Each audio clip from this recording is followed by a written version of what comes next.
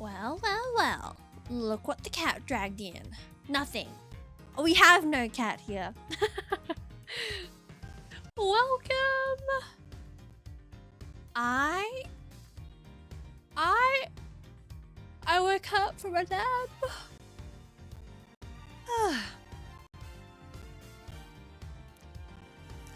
I woke up from a nap. And I honestly, it's funny. I woke up and I thought, I have work. Hi Ringo, it's good to see you. Welcome in. I hope your week's been good. Happy Wednesday. Or Tuesday night. I choose you. I'm doing great. Oh, I'm glad. I'm doing good. I think it's I think anytime I wake up from a nap, I'm so sleepy. I'm trying to make the yawns contagious. Be sleepy with me. It's a Wednesday morning. Oh! Oh! Wait! Whoa! Thank you so much for the raid. Well, you're crazy. Hi, Bull. Hi, Raiders. Welcome in. Oh my goodness. Wait, you're actually amazing. You are always amazing. Let me just put it hands down. Factual. As your Nova, welcome. It's lovely to have you here. Thank you so much for the follow. We are just starting. And we're going blah, blah, blah, blah. We'll be playing Ace Attorney Investigations today. Bull, how was your stream?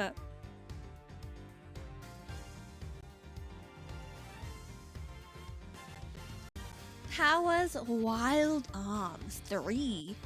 Are you telling me you have 3 arms and they're going wild? Hi, Daniel. He said he had better things to do. That's why we're here with all of you. Oh, wait, that's the key. That's the best. That's the best raid outro. Is that what we call it? An outro. Magic Pockets. I appreciate you. Thanks for the follow as well. Welcome in. Hi, raiders. I'm AstralNyx, and I like video games. I don't know about you guys. I don't know about you. Welcome in. How are you guys today? I play Overwatch, Valorant, Final Fantasy 14, and currently on the stream, we're going through our Ace Attorney Investigations shenanigans, as well as Final Fantasy Rebirth. So we go through 2 single-player games on the channel, as much as I can. If I go any higher than 2 single-player games, I get lost, and I feel very behind. Wild Arms is a JRPG. That's like the Wild West. Oh my goodness! Wait, I think there's like a. I think I saw like on the internet somewhere at one stage. I say at one stage. And it's at one stage of my viewing of the internet. I think there's like a collective like word for like people who enjoy Wild West stuff. I don't know how to explain it. You know how I hate to use the word otaku. Is that the word? There's one for like people who specifically like a Western Wild West type of things. I don't know what it's called though. I'm taking a look. A Wild West. Is that what it's called? Wild West Arms. Wild Arms 3. Oh, it's a PS2 game. Oh. Okay, wait. I dig it. Wait, chat. For those of you that haven't come by through Bull's lovely stream, this is what I am looking at and perceiving once I get the vision on the screen. It looks cool.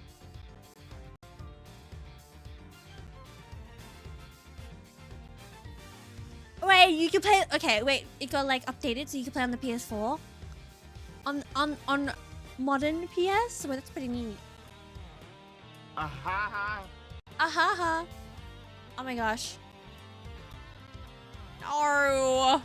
Oh, I was gonna say the image is not loading. Let me move out the way. Oh, I'm perceiving. This looks neat as. I love the art style. Oh, okay. I'm not gonna press any more screenshots just in case it's like a spoiler in terms of like dialogue. PS5 right now. My hands are up and the text in front of me goes absolute cinema. Oh my goodness. No, that's awesome. It's also really good to hear that you're in that you find it really fun too. I gotta look into it. I gotta look into your VODs actually. Oh, we love when music is incredible, which I wanna detail. The Ace Attorney music that's playing in the background right now, because we are going to switch on over to the screen. So last time we finished chapter 3, so now we're on a brand new chapter. So for those of you that don't know anything about Ace Attorney, it's a point and click game. Do not come here for, well, this time around. We're not every time we're not in a court of law. But I believe this chapter we are returning to the past in our memory, in our cranium. And we're going to be playing as young Miles. I hope. Hi, Schmitty! Welcome in. How you doing? Okay, let me shimmy down. Shimmy, yeah. So we can perceive the text box and everything in between. So we're just going to continue.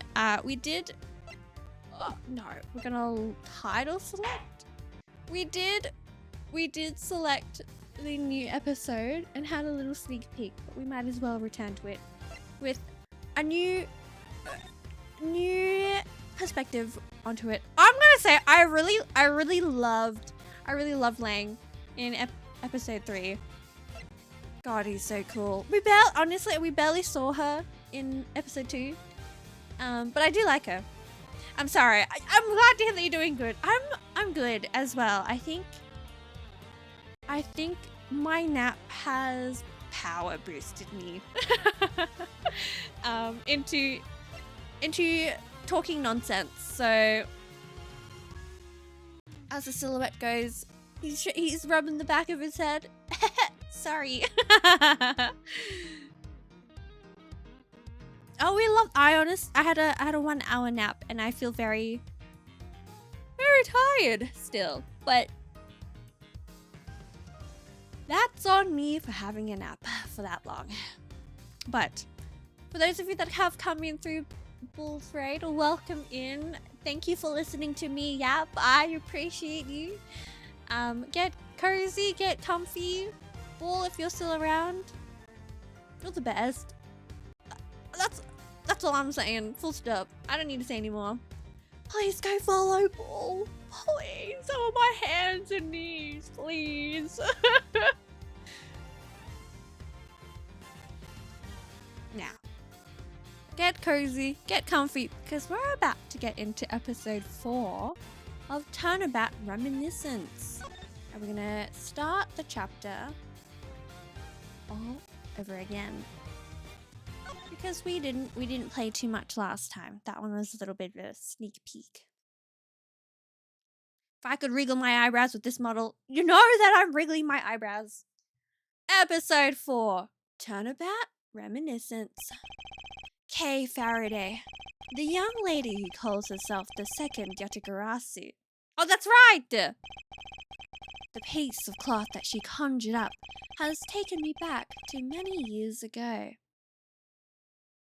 Imagine a ripple effect happening on the screen. Really bad, like, editing. 7 years earlier.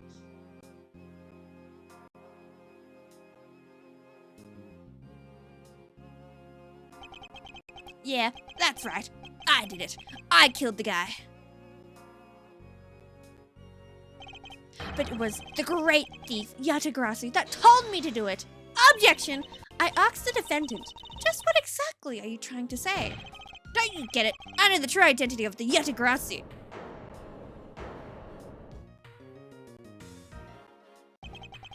The Yatagrassi is the man standing over there at that prosecutor's bench. Are you saying that I'm the Yatagrassi? Don't you dare deny it. You told me to kill him when you snuck into the embassy. Are you claiming that Mr. Faraday is the Yatagrassi? That's exactly what I'm... Objection! Mr. L, I think we've just had enough out of you. Your Honor, please, listen to me. I'm telling the truth. You've got to believe me. Oh, my goodness.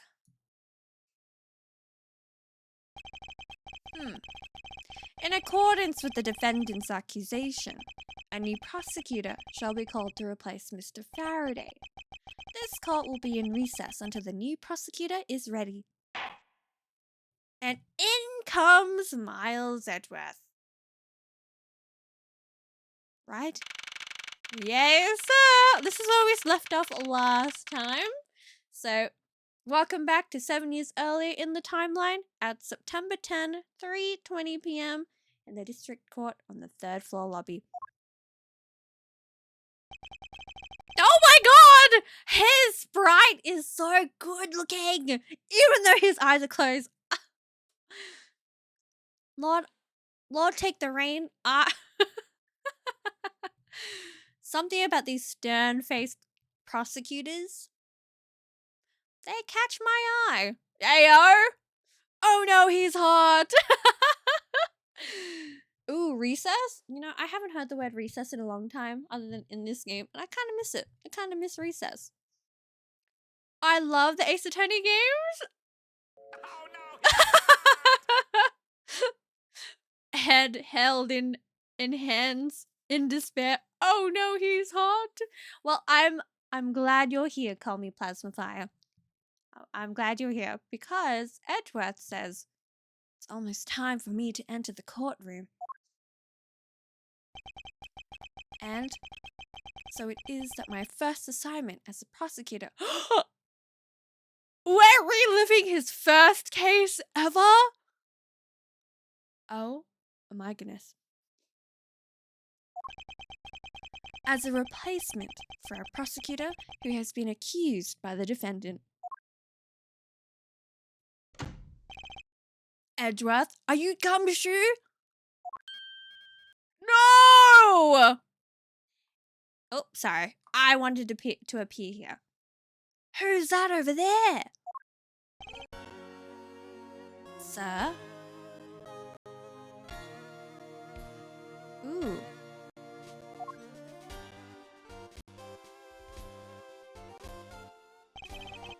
It's Mr. Von Karma! Have you read over all the documents regarding this trial? I love their fashion. Yes, sir.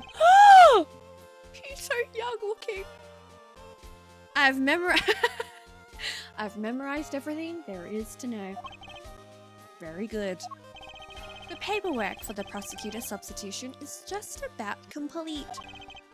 Edgeworth, always bear in mind that as your mentor, I, Manfred von Karma,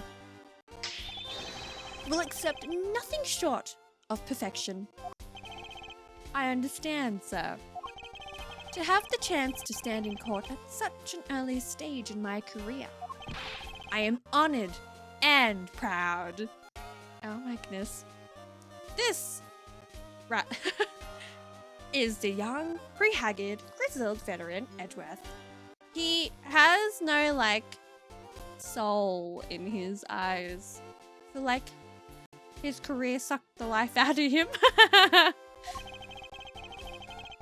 As I have watched over your studies, I am giving you this very rare chance. Hi, Pepperwolf! Welcome in. It's good to see you. You've come in a good time. As Manfred says, prove yourself! Crush the defendant's pathetic lies into oblivion. Oh, damn!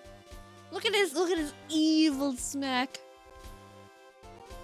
I don't think I can do it. I don't think I can do that.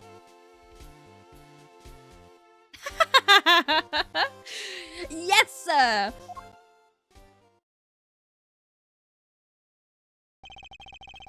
I'm about to pass out, but I wish I could stay for a bit. Oh! I appreciate you for coming by. Get some rest. You deserve it. Sleep well and sweet dreams, Pepperwolf. That was me not long ago. I loved that nap. To continue, that such a legendary prosecutor will be watching and judging my performance.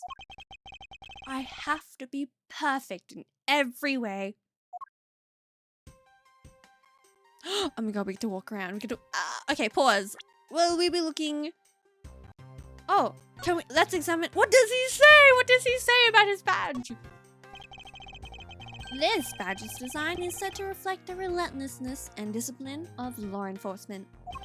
It comes from the authority vested in us as strict prosecutors of the law and executors of sentences, much like harsh winter frosts and blazing summer days. To wear it is to identify oneself as a prosecutor.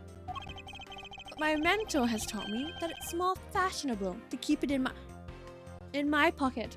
So you're telling me Von Karma Gate kept him from wearing his prosecutor's badge for how many years? Oh my. Well, now we know. Now we know why he doesn't want to bring it out anywhere. Lame.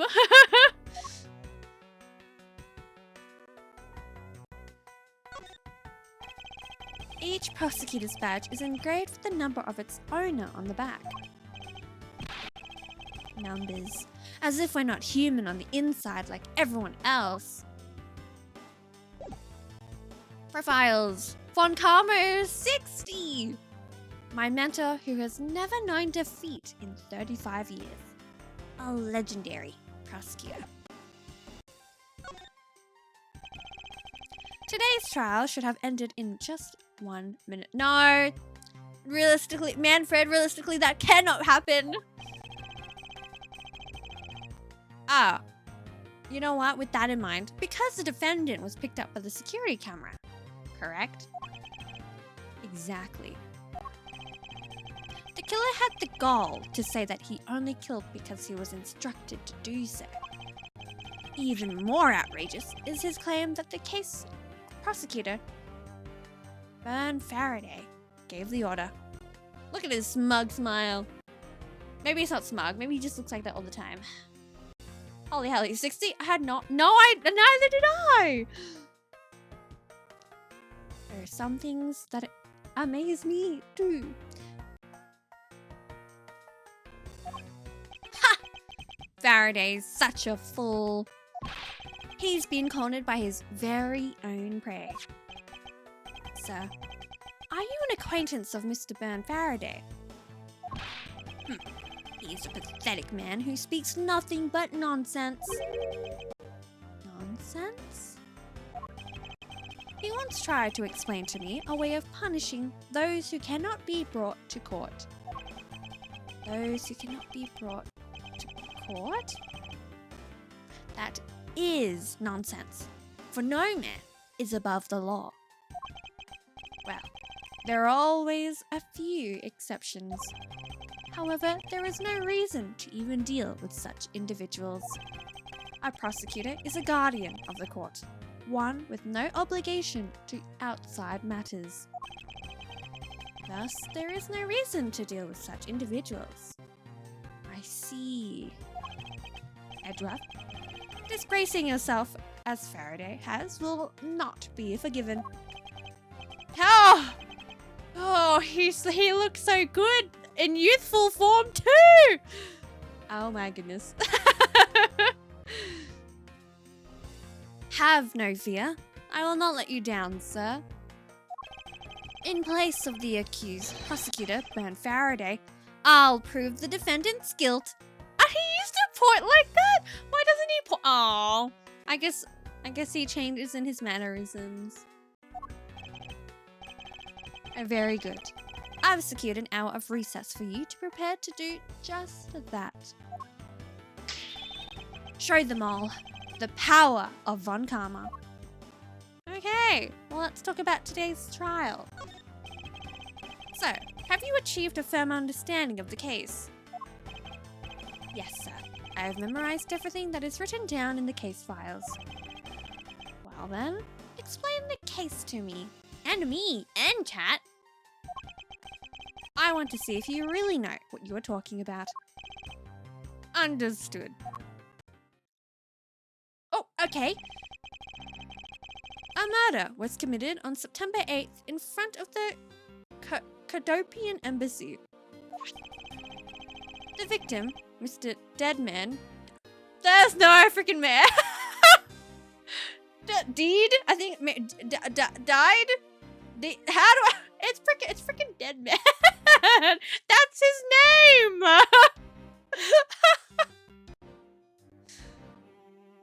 Oh, these games.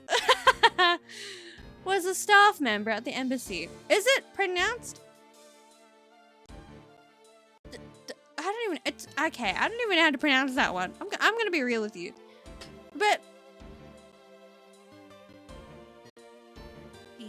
it's dead, right? That's the pun for his name. If it's not, I don't know. Then I'm off the mark. But we proceed. The defendant in this case, Mr. Mackrell.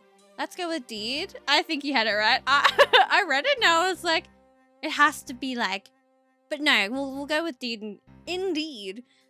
Pacifier. What? Mr. Mackrell. I wonder what his name's a pun for, unless I'm just missing it point blank. We continue. As Edgeworth says, was held for questioning the night of the incident as he was deemed suspicious. He was quickly placed under arrest for possession of the murder weapon, a gun. I was thinking mackerel too, but I was like, is it really the fish? No one ever expects the fish. Furthermore, at the time of the murder, the great thief, Yata Garasi, had successfully infiltrated the Cadopian Embassy as well. Low-key, the outline of the Yata Garasi, it's giving, and I haven't played it all, Ghost Trick? I don't know. I don't know where I'm getting that from, but I'm feeling it. Yatagarasu haunts embassy. The noble Yatagarasu vigilante of the business world reappears. As my grandma used to say, never trust a fish. Nah, I'm kidding. She never said that. You know, I would have, well, if she said it or not, I would have trusted her. You right, ma'am. I won't trust a fish.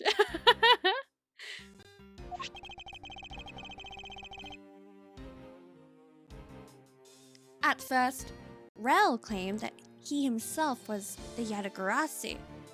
Ah, so he's going through an identity crisis. But that he did not kill the Deed Man. I didn't even say there.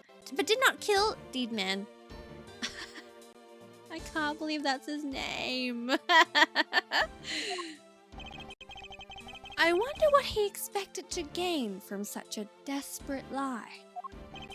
It's possible that he wants to go down, while in the spotlight if he is found guilty. There is truly no limit to people's inanity. But I digress. Continue, Edgeworth. Yes, sir. During the trial, the prosecution presented the security footage that captured the murder. Oh. The footage clearly showed Mr. Rel as the murderer.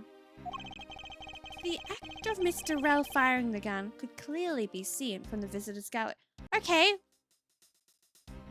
That's basically like... Alas, it is not deed, indeed. So it is... died? Deed, man. How do I pronounce it? Yep. I was gonna say, how do we pronounce his name? Dedged, indeed.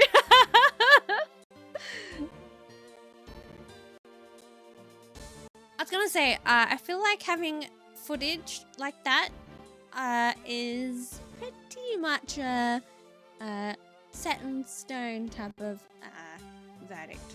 But upon seeing that, the defendant retracted his statement and admitted to the murder. I did it because I was told to by the real Yatagrassi. Burn Faraday, he says, pointing. That sounds about right. However, you've forgotten one thing. While this may appear to simply be the murder of a Cadopian embassy staff member, people are actually referring to it as the second KG-8 incident. The second KG-8 incident? I'm very sorry, sir. I fear I've failed to study hard enough. Well, even among the police, it's information that only a select few are privy to. Could you please enlighten me, sir? Ah, the second incident. Sir, what do you mean by the second KG-8 incident? In order for me to tell you that, you must first learn about the original case.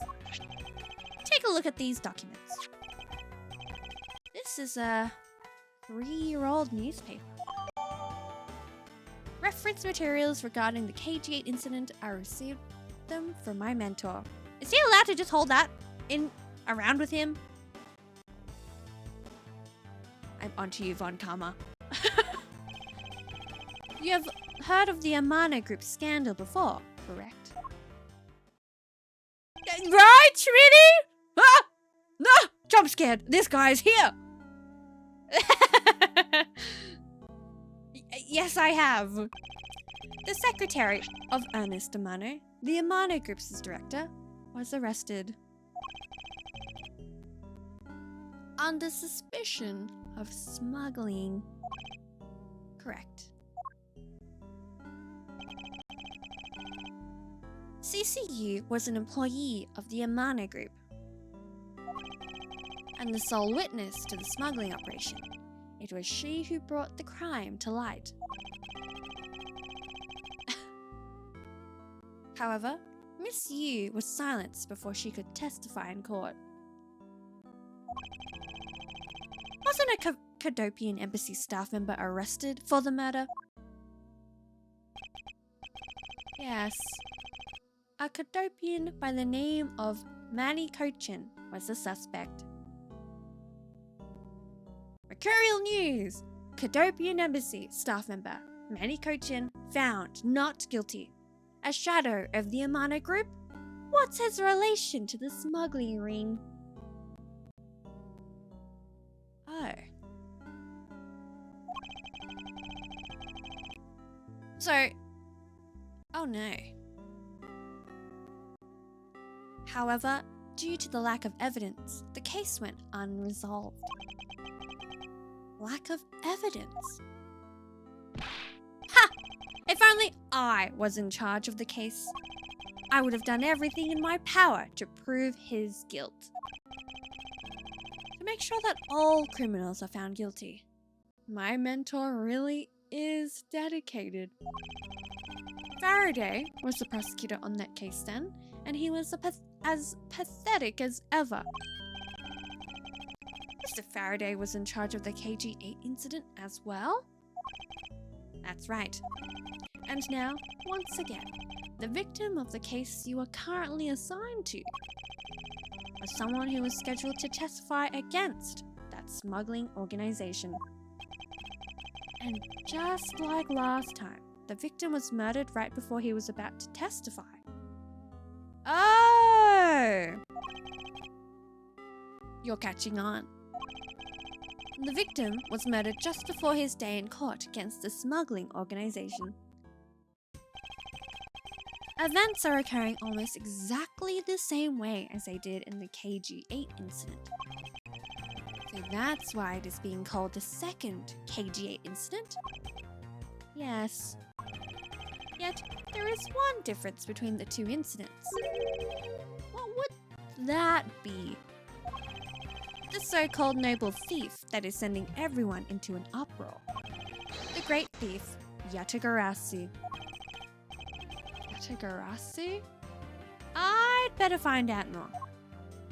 Oh, we just got lots of questions to ask our mentor.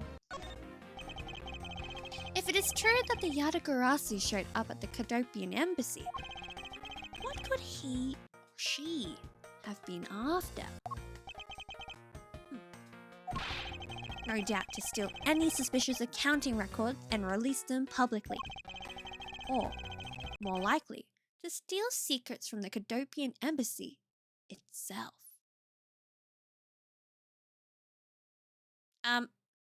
Hello? I think my game froze.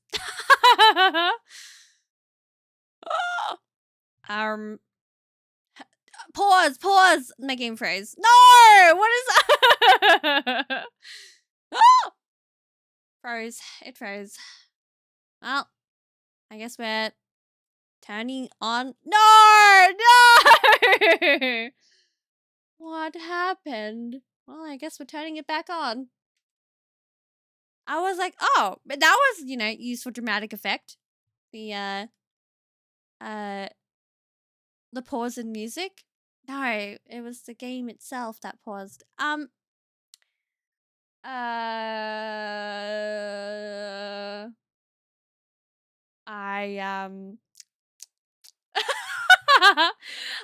put us on our little loading screen.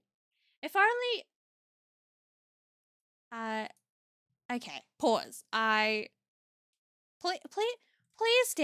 do stand by, or please sit by. Help, what happened? Continue. What happened? Okay, no. Pause. It wasn't my game. It was my capture card. Oh my gosh. No, don't tell me. It's pooped itself. Please. I don't even know how it could. Okay, pause. We're gonna refresh it, and hopefully it'll come back on. Oh. Well, I guess in this interim, you know what I'm going to play in the background? Some Ace Attorney music. Ace Attorney music. OST. Yep. Oh my goodness. Okay, wait, pause. Intermission? Intermission screen. I was setting this up and it's not finished. So you take what I'm giving you. Here you go. We're gonna do this one, and we're gonna do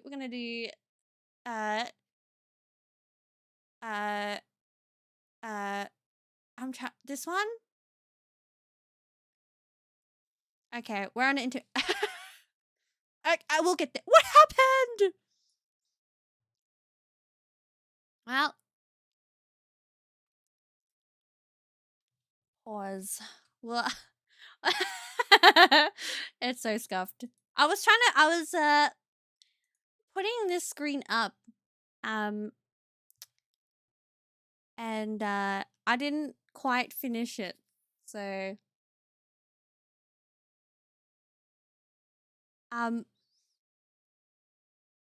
there you go. You get the normal. What's happened? Okay, pause. I will be back. Oh my goodness.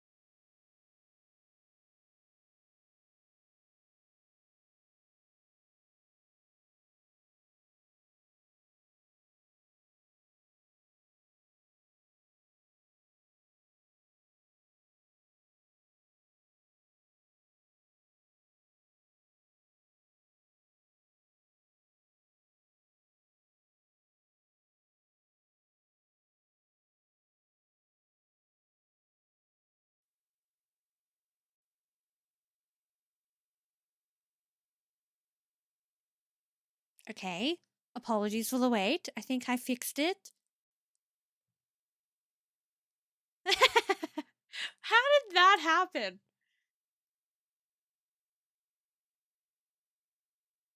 Well, I'm glad we got to hear some amazing Ace Attorney music. Let's head on back.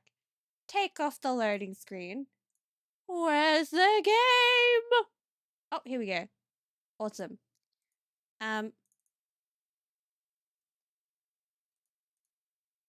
Okay, but now the screen. Now the screen's ajar. What's going on?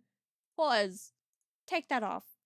Oh my. You know what? What's a stream without it being scuffed? I guess, right? Okay, we're getting there. Thank you, thank you. Okay, we can hear it. Yes. I think I have to turn down the sound. I had to restart this this thing multiple times. I don't know what happened. Sitting for ads? Oh, you play it too? I actually picked it up again after 2 years of not playing it. Okay, well, you know what? While we're in this little screen, I might as well show you. These are my games that I have. I love Raincoat. I'm actually so excited to get the other game. I forget what it's called. Welcome back, Yui. Where's the chat? Oh my goodness. Okay, there we go. I think I have other games. All software. These are all the games I have. Excuse my otome game up there. I want to play Nocia I want to continue playing it / start it, and then that one too.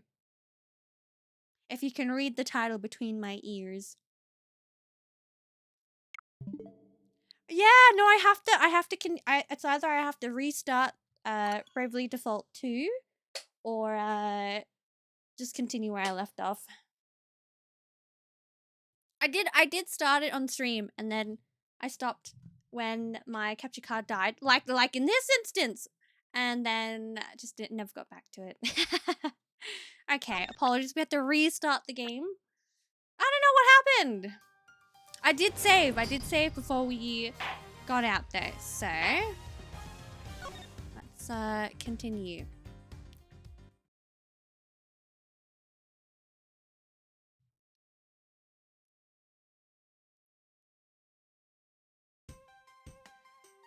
Okay, pause. The history. So, where we left off was when Manfred said, since the item that the Yatakarasi stole from the police. Wait, sorry. No, we stopped out more likely to steal secrets from the Cadopian embassy itself. Since the item that the Yatakarasi stole from there was sent to the police. That's where we left off. And so now we're at Edgeworth's response. What was it that the Yatakarasi sent to the police? I'm getting the game for Switch 2, even if I don't win the Switch 2, I can save it for next year. Yeah! Oh my goodness, Yui, you and I both. I'm praying, fingers crossed that one of us here wins the lotto.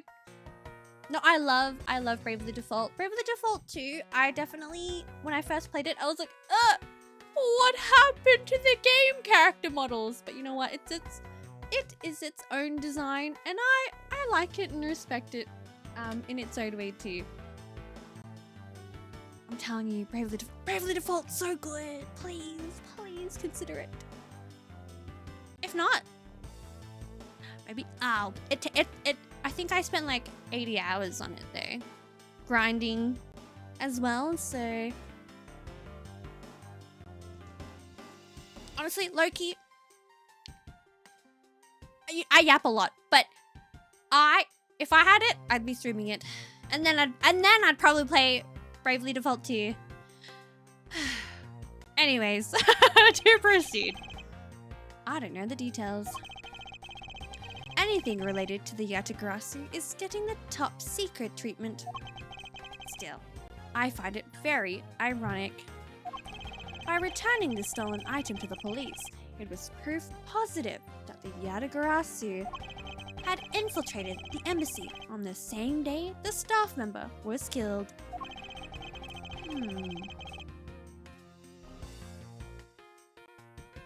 Criminals have a way of incriminating themselves, wouldn't you say? That would have to be the first time the Yatagarasu has left evidence behind, correct? Yes, indeed. If you wish to learn more about the Yatagarasu, then I suggest you ask Faraday. Mr. Faraday. He happens to be the prosecutor in charge of the Yatagarasu case as well. Hello? Is anyone gonna, like, I don't know, take him off or, you know, these coincidental chain of events? He's the prosecutor in charge of both the KG8 incident and the Yatagarasu case? Mr. Faraday really has a lot on his plate. Oh my god! Young Faraday! Kay! That is her, right? Oh my god. You're scary, mister.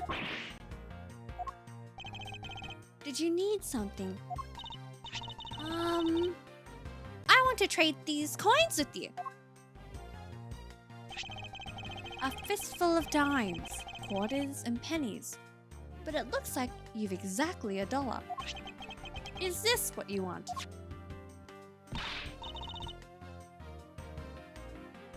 Thanks! That's exactly what I needed. And off she goes. Oh my goodness. Could that child be here to watch the trial? How disrespectful for a child like that to be running around inside the courthouse. Does no one have respect for this country's judicial system anymore?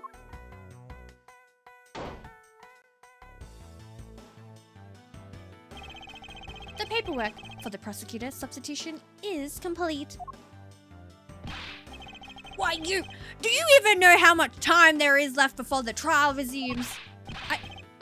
I'm sorry. I can have you mopping up this courthouse instead of protecting it in an instant. It's no bother, sir. Not being completely prepared could prove to be a perfect handicap for me. A proud one you are. Look at them! Like mentor, like mentee. You had better collect the evidence from Faraday and prepare yourself. It's time for your debut, Edgeworth. Wait!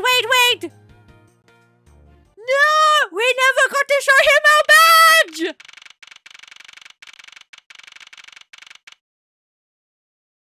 I didn't know it would soft lock me into proceeding. No! Oh, no. Well, you know what? Okay, at the end, if someone reminds me, if we forget, we forget. I guess we're gonna look at what happens when we present our badge. I saved it at the wrong point. Mid talking on the third last point. I can't believe it. No. I feel defeated. But no, if anyone here can remember by the end of this episode to have a look at to have a look back at the beginning of the episode for the pin, you let me know. And also, Edgeworth is very dreamy indeed. Now, I've been hydrated, and it is now 4 p.m. in the day of September 10 in the district court in courtroom number 3.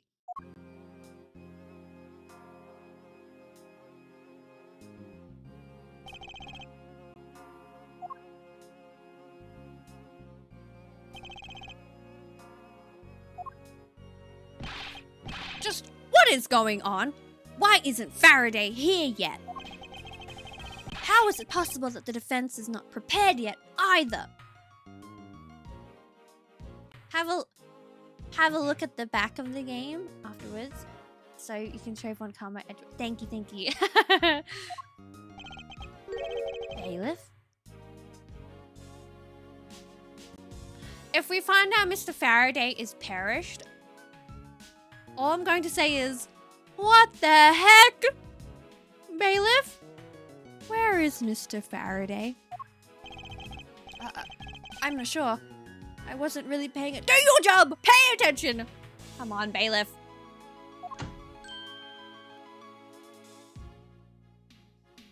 Oh my god, we get to see him walk? Ah, you must be the one Mr. Von Karma recommended. Also, I digress. The chairs on the left-hand side and the right-hand side, they look like the most cushiest, most comfortablest seats I've ever seen. Oh my god, he's young! His beard's not white! I hear this will be your first trial. I look forward to seeing how you perform. Oh, by the way, was there someone celebrating a birthday during recess? Huh? I could have sworn that I heard a popper going off.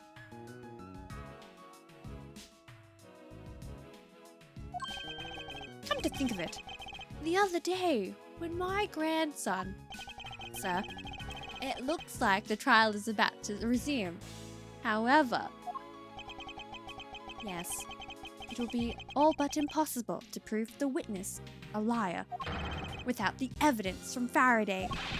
What is the blasted buffoon up to? It's an emergency, sirs! Gumshoe! Silence! There shall be no yelling in this sacred hall of... there will be no yelling in this sacred hall of law. Okay, then you start yelling. Hello? Bailiff! Remove that man from this courtroom at once. Please. Wait! You have to listen to me. There's an emergency. Defendant lobby number 2, Mr. Faraday, and the defendant. The two of them, they're both dead, Your Honor. What? What? What? What? What the? Okay, I thought one of them would have been gone, not both. Huh? Also, my tie, have your attention on this very fine poster. Young judges for justice. Also, oh my goodness, what is this? What is this vending machine? $8 for a ham sandwich in a vending machine? Milk! $7! That's so expensive. Oh my, that's low-key expensive.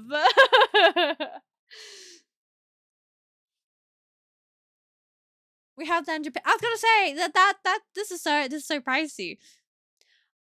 Okay, I was gonna even say, what's even there for $1? What did Kay Faraday use money for? I don't even know. Anyways, we have this mysterious lady over here. Oh, wait, her earrings. Her earrings are they're the scales of, like, the scales of judgment. That's pretty cool. Cost of living hit Ace Attorney as well. I can't believe it. This game came out many years. It was foreshadowing something. But I digress, because we've just been told 2 people have perished. So here we are in the hallway.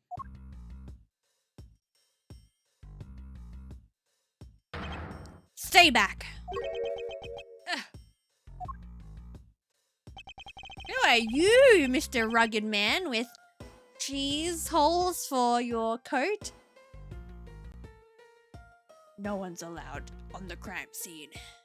Period. I don't know how to do a deep voice. I don't think my vocal cords can do that. Just who does this oddball think he is? This is becoming quite the hotspot. Oh my god. I love her sprite. Let me go a bit smaller. And there we go. Is this Gumshoe's dad? The roughest and gruffest dad of all. Isn't she Mr. Rells's defense attorney? Hey, you! No running the whole way, pal. Oh, we don't know him yet? And who are you to tell me what to do? Oh, damn! Okay. I'll never find out what's going on like this. It's time for some civil discourse. Von Karma! Please! I need to show you my badge! First, I need to get a handle on the situation. Perhaps I should talk to some people. Well, I guess we might as well go from right to left. A fire extinguisher. If one were to be hit in the head with this, I suppose the victim would lose a memory or two. But it's not as though I'd ever be so foolish as to be struck by one of these. Is he foreshadowing something? Is he in the next chapter going to be struck by that? A poster of the judge. There's a longer slogan of some sort on it in tiny letters at the bottom. Every strike of my gavel brings the truth closer to me and my hair farther away. That's pretty funny. Is this a promotional poster for the court or a hair growth product? Oh my goodness. I have a feeling he has, or rather will be struck by one. I guess we'll have to find out with the more Ace Attorney games we play. Defendant lobby number 1 is through here. The incident took place in lobby number 2 next door. I shouldn't allow myself to be sidetracked like this. I'd better get a move on. See, full joke's on you because I'm always getting sidetracked. A drink vending machine. Ah! Now is not the time to be pondering what kind of drink I want. I want the orange juice. I want the orange at the bottom. Chat, what do you want? I'll pay. I'll pay for us. I don't know about the courthouse specials though. Interesting. They're selling special court-themed food products here. Many of them seem sort of troublesome and suspicious. Objection, I suppose. What do you mean they look suspicious? What does he mean by that? I want some Dr. Pepper and hot dog, please. Consider it bought. I don't know how well a hot dog's gonna be from a vending machine, but I hope it's good.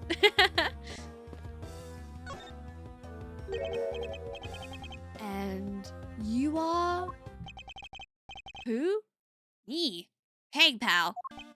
It's common courtesy to tell someone your name first before asking theirs. Point taken.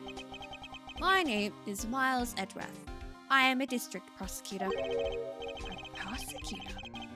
I've never seen a prosecutor as young as you, pal. I've told you my name. Now would you mind telling me yours? Detective Dick Gumshoe, and just recently, I achieved my dream of becoming a detective. More than a dream. It's what I was born to do. Wait, maybe I should check and make sure I'm not really in some crazy dream first. This detective is entirely too excited to be at a murder scene.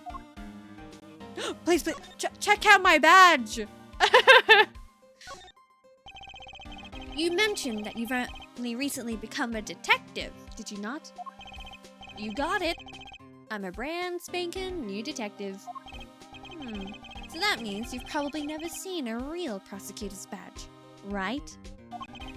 If you so desire to see one, I just might be able to make your day. Okay, Edgeworth. You're one of those people, huh? You don't have to go through the trouble, pal, because a real man has a police badge. And someday, I'm gonna become an ace detective, just like Detective Bad. Edgeworth, just show it off. It's okay. Did I say something wrong, pal?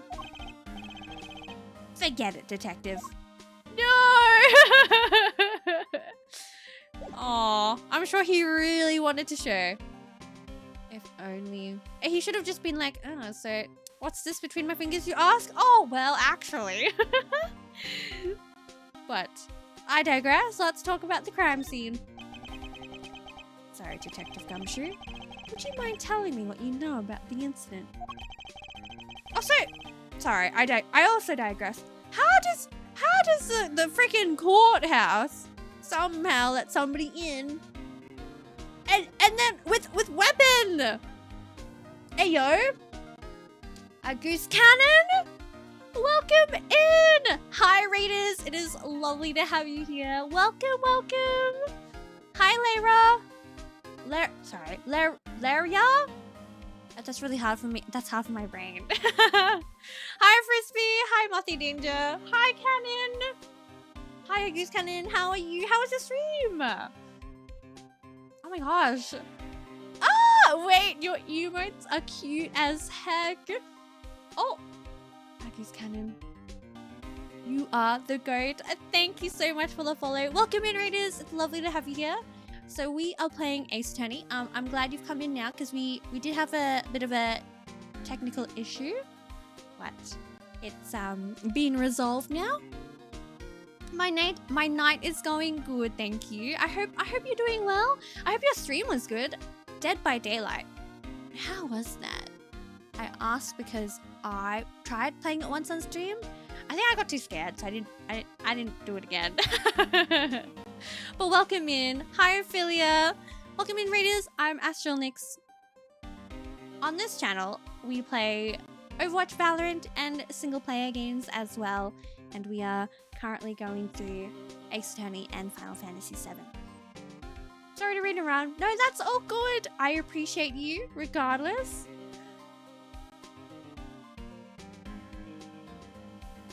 I hope you have a good night as well. Rest up, drink some waters, and of course, take care of yourself the best you can.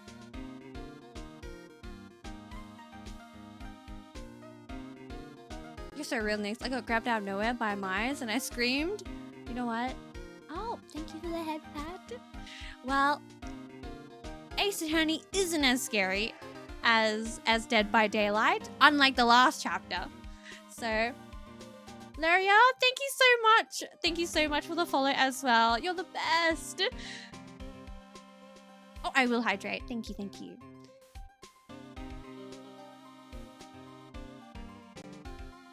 Now, sit back, relax, and enjoy a not so scary Dead by Daylight game. We're currently having a little bit of a flashback, and so we're playing as our young self. And we're getting to know who Gumshoe is. But now, get cozy, get comfy, because Gumshoe says, well, you know that I don't have to tell you anything, right? I know that. But it would behoove you to fill me in on what you know. Wow. You're a proud one for such a youngster, aren't you? Well, anyway, Detective Bad is the one in charge. So that's him!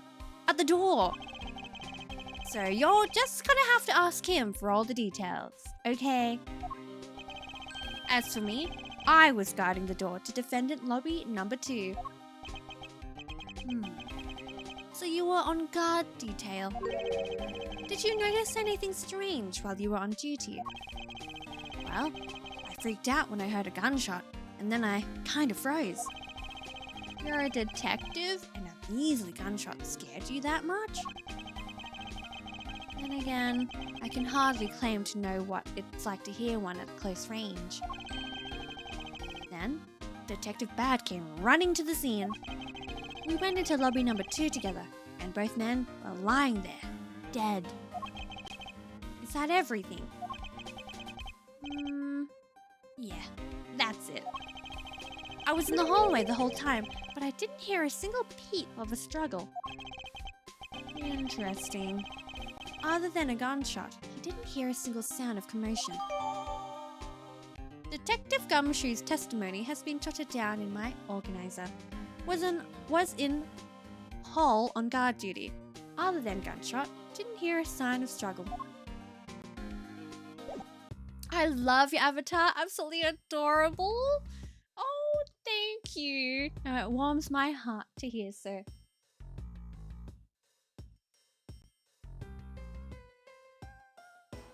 Detective Bad. I love the name in these series. You should see the defendant.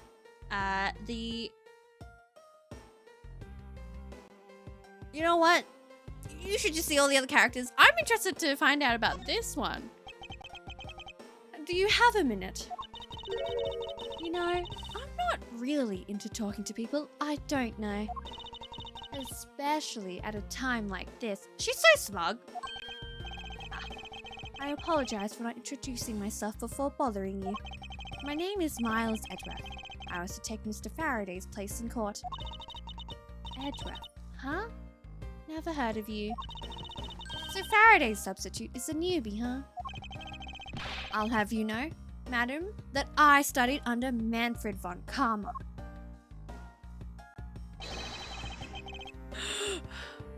If he winked at me, waggled his finger, oh my, it's Drover for me. Do not take me for some naive novice.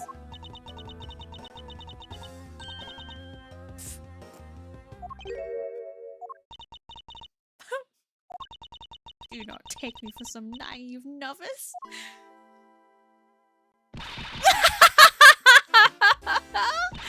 So you're a student of Von Karma. I should have. Those clothes are a dead giveaway. Stop right there. These are garments of one who gallantly presents the facts.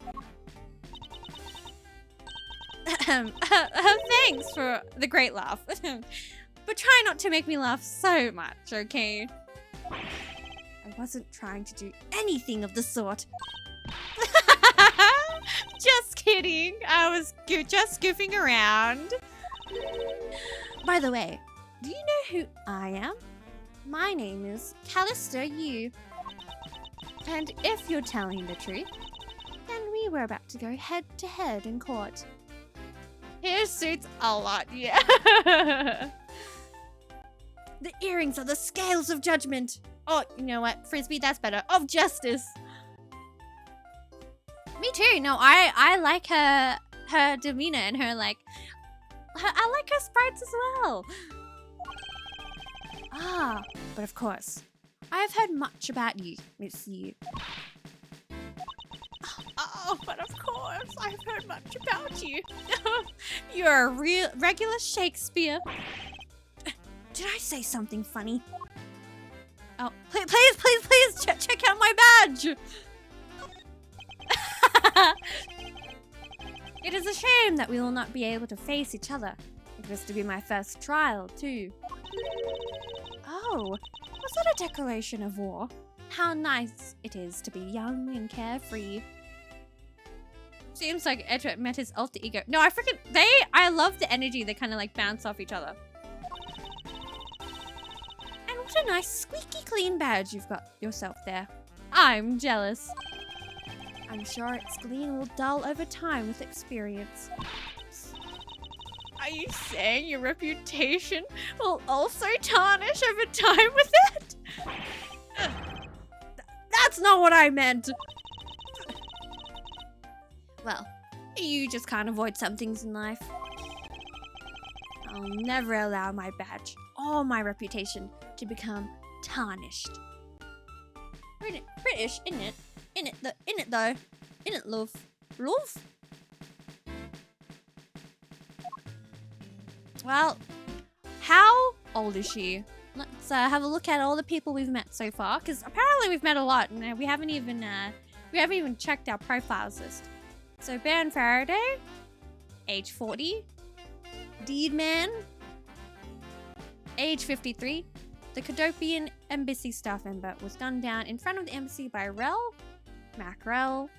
Embassy staff killing suspect arrested on suspicion for the handgun he was carrying. Yeah, I know. Hey, Frisbee. Edgeworth must have gotten his edge from her. Perhaps. Yatagarasu. Real identity is unknown, but claims to be a noble thief and infiltrated the embassy. We know who this is! It's Kay! A girl with a balloon. During the recess, she asked me to change some coins for her. The judge. Judge and embassy staff, killing case. I didn't realize Tecumseh was so young in this. He became a detective at 26? New rookie detective at the precinct. First crime scene. Seems very enthusiastic. She's 22? Oh my goodness. She literally makes it sound like she's done like a bajillion cases and is a bit older. Lawyer of embassy staff killing defendant Mel.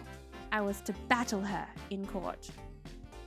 I swear we're like 18 or something.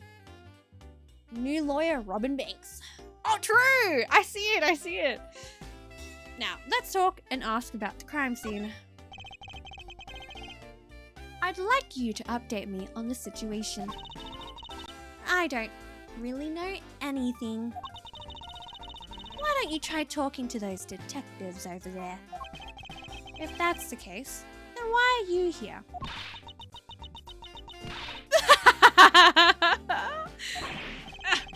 What's so funny? It's just the way you speak is so tactless. The person I was going against in court, until only a little while ago, was just murdered. Wow, Gumshoe, that's impressive, rookie. Right? Right? I wonder. I like you. Also can be taken as chat. I like you as well.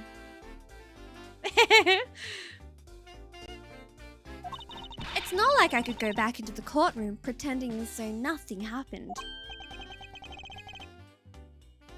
That's a good point. No! I should have a little no you card.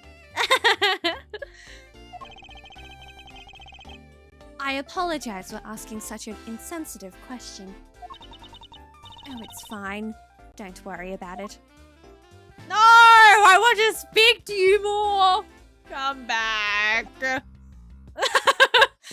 Oh, can you imagine if we could play against, and battle against her in court? That would have been so awesome. Are these ants? This sofa looks like it's seen its fair share of use. And it looks like another part of the courthouse is visible from the window. Ah, my eyes have locked with the reflection's eyes in the barred window. As a student of Von Karma, I refuse to back down. What are we doing, a staring contest?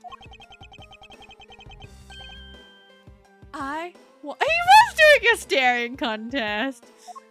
Oh my days. Why isn't he like this when he's older? Alrighty, let's talk to this detective. I can't believe it. The mental fights he brings about. I just locked eyes. You know what? Next time I go to a cafe, I'm out and about, and I lock eyes with somebody that's walking past the window, I will continue looking. He is such an idiot. He's so gruff, this guy. Excuse me, but who are you? Detective Tyrell Bad. Homicide.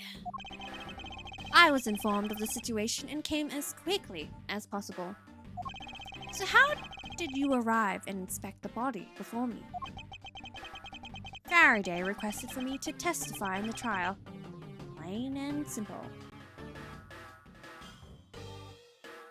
I like his theme. Mr. Faraday requested that you be here? No, before we do anything, check out my badge! Does showing that off make you feel like a big, strong prosecutor? Of course not. I was simply proving my title of prosecutor to you. I see. Most prosecutors don't go around flaunting those things. Oop. It's like a detective walking around outside with his badge flashing in the sunlight. Try that off too much, and before you know it, you'll be elbow deep in angry criminals.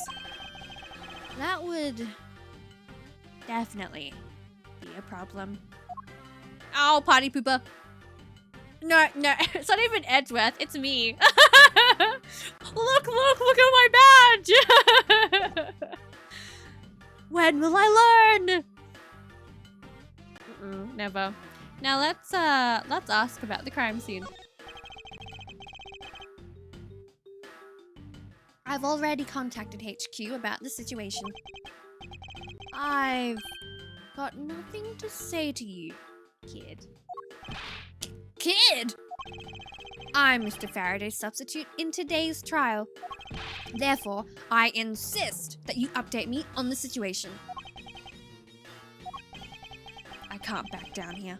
I have a right to know. Do I need to teach you a thing or two about how to talk to adults, kid?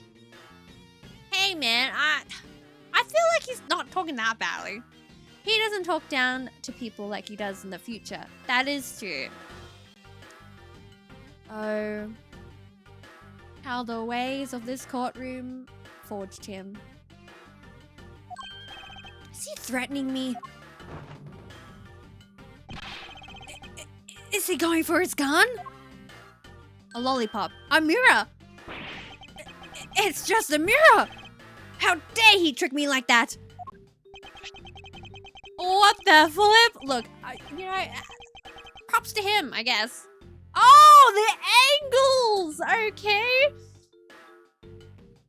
Damn. Anyways, Faraday was stabbed to death with some kind of blade, and he had a gun in his hand. He was stabbed? I was expecting like a lollipop. Like I thought the thing in his mouth wasn't a what? Because they didn't have that for the flight attendant. They didn't have that for the flight attendant. Bad for bad beach. So I thought it was like a lollipop or something. But I digress. The other man, Mr. Mackrell, was shot and killed. He's such a diva. I love. He looks so like intimidating, but I feel like he's a softie at heart. He was found holding a bloody knife in his hand. Oh, he's been set up. Was there, unless he did do it. Was there anyone else who went into the defendant lobby number 2? Yeah, that big lug over there. His name's Gumshoe. Oh, I love Gumshoe. He was in charge of guarding the place. He's claiming that no one else entered the room. If that's the case, then they must have killed each other, correct? No, Edgeworth, you're not meant to jump to conclusions. Maybe. Such impudence. This guy is really testing my patience. Well, let's ask about the trial witness instead. Why was I not informed that you were going to testify in court? Homicides aren't my only gig. The Yatagarasu case is also one of my assignments. So you were called upon to comment on the Yatagarasu's characteristics in order to assess if Mr. Faraday really was the Yatagarasu or not? Well. Looks like you just might have a brain after all in that head of yours, son. Son? I'm not your son, Pops. Miss you. Please don't tell me she has to go. There is someone here who wishes to see you. Me. My hands in the air. It's me. Who is it? A Cadopian embassy staff member by the name of Manny Cochin. What?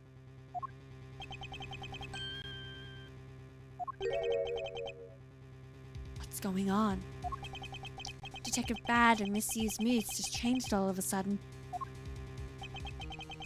Wait a second. Wasn't Manny Cochin? I'll be right there.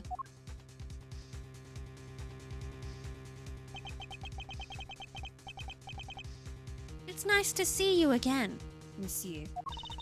Why are you here? I have no desire to ever see you again. Now. Actually, would you mind stepping outside for a brief chat?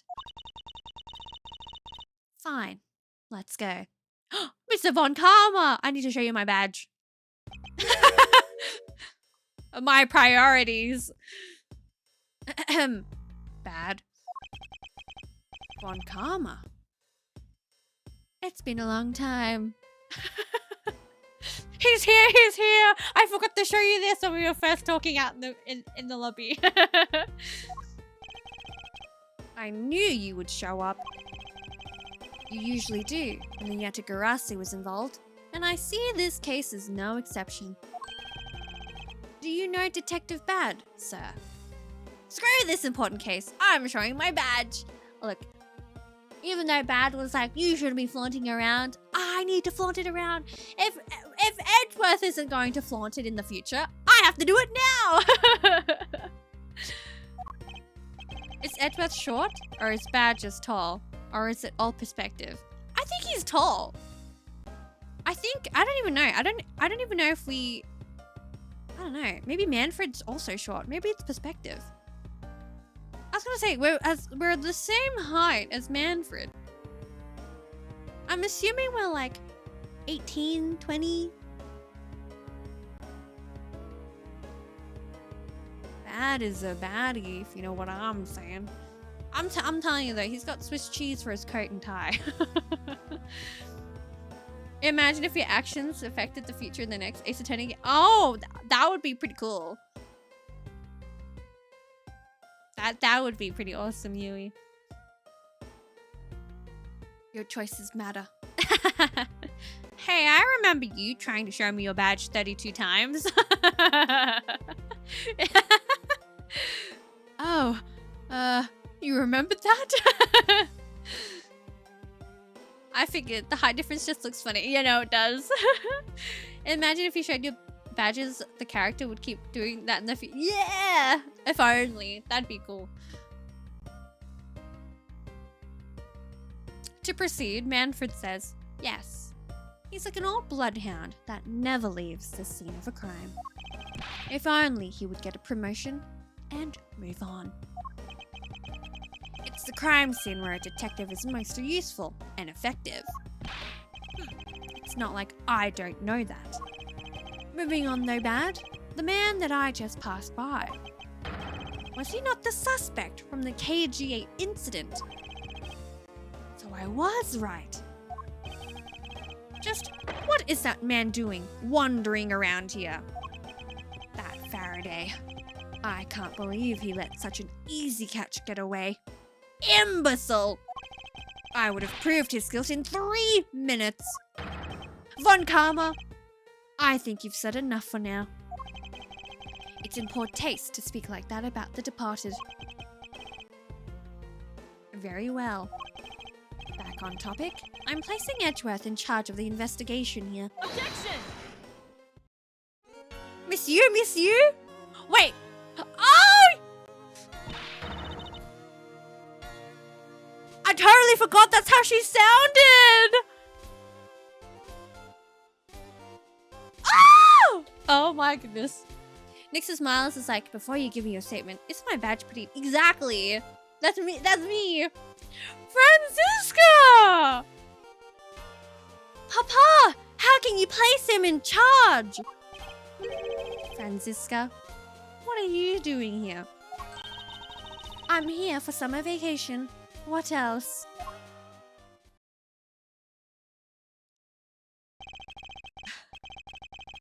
Franziska, look at my badge. Look at my badge. I low-key. Okay, I digress. The clothing style. If I commissioned an artist to draw my avatar in Franziska's outfits, I think I'd die. Franziska von Karma. So she is here on vacation from Germany. She is the daughter of Manfred von Karma and a student of his. He's also a junior to me. You're the one who's junior to me, and don't you forget it! You're not conventionally. You're not conveniently avoiding the bar examination, are you? Ha! If you were able to pass, then I'll have absolutely no trouble at all.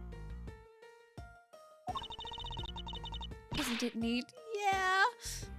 I actually love the clothing that the prosecutors wear. You like the frills and stuff. I don't know what the era is for the style of clothing. I don't want to say it and be wrong. The amount of times I've said something with my chest and then for it to be like, no, Nyx, it crushes me. I'm telling you, it gives me a bit of psyche damage. Wait, even at a young age, she had the whip?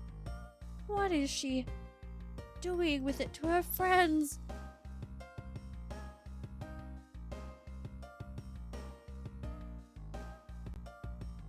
That is a good question. To proceed. I'll never allow myself to lose to you. Never! Why does she always have to be this competitive? You are literally competitive to the person looking outside the window. I don't think she has any beef, so for real. Anyway, Papa, are you really assigning Miles Edgeworth to cover the case? Yes, I am. Why do you ask? Well, you know, I'm close to becoming a prosecutor myself. And I am 100% confident that I can do a better job than him. That's just like Franziska. She has no problem bad-mouthing someone right in front of them. Bad? Yeah? These two will be conducting the investigation. What? You want me to let both of these kids loose on the crime scene? This is a perfect opportunity for them to work on their prosecutorial skills. A crime scene is not a place for children to be messing around in. I'm the one with the authority over this crime scene, Bad. And I will not tolerate complaining. Edgeworth, Franziska, I leave this case to the two of you. Understood, sir. Yes, Papa. I'll go take care of the paperwork now. Remember, I'll accept nothing but a perfect report from the both of you. Do not disappoint me.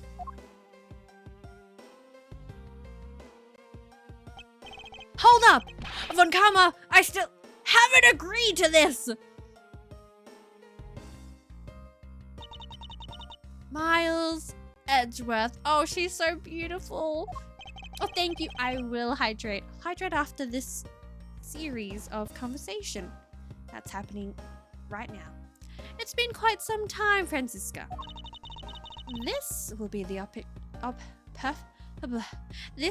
perfect chance for us to see which of us is truly worthy of the Von Karma name. But I like both. Would it kill you to at least say hello? Long time no see. Very good. Just because you became a prosecutor first doesn't mean you can act all proud. She hasn't changed a bit. She's such a yeah. Miles Edgeworth. As I was saying, we shall see which one of us is worthy of the Von Karma name. For crying out loud, I've been reduced to a babysitter. Oh, he's coming back. It looks like Mr. Von Karma was successful in convincing the detective. That's just like him. He never fails. Now, I'd appreciate it if you could quickly run me through the facts, Detective Bad. You're better off checking things out on your own. Very well. Seems like getting help from Detective Bad will be a most arduous task. Oh. 15 minutes later in the defendant lobby number 2. Before we proceed, let's take a look at the profile to see their new faces here. So, yes, in this one, Franziska is 13. Oh my god, low-key. What am I doing at 13? I'm freaking touching grass. I'm playing games. I'm not nose deep in a book about law. My mentor's daughter, studying to be a prosecutor in Germany, back on break. Manny Cochin, 24. Cadopian embassy staff member. He was the suspect in the KG8 incident. Same though. Tyrell Bad. Eagle-eyed homicide detective was called in to be expert witness on the Yatagarasu case. She's so, I want her back. I want her back. Oh, pause. We also got other evidence, so I feel like it's worth having a look at what we have now. And we've already read this, which isn't too much.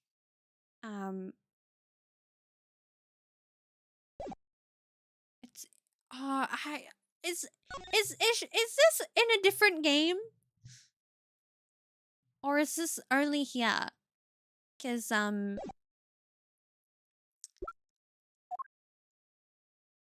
I'd low-key. No, it wouldn't be, because this is his first case. So all I'm saying, I want to see this character again. I want to see Callisto again. Oh, and we have Gumshoe's testimony.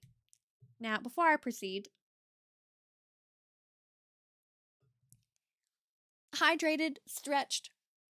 Also, I just want to say, sorry, I digress. As I was napping before the stream, I was sleeping on my left side because that's my most comfortable side. I think that's why my lower hip hurts, because I sleep on my side. But anyways, welcome to the defendant lobby.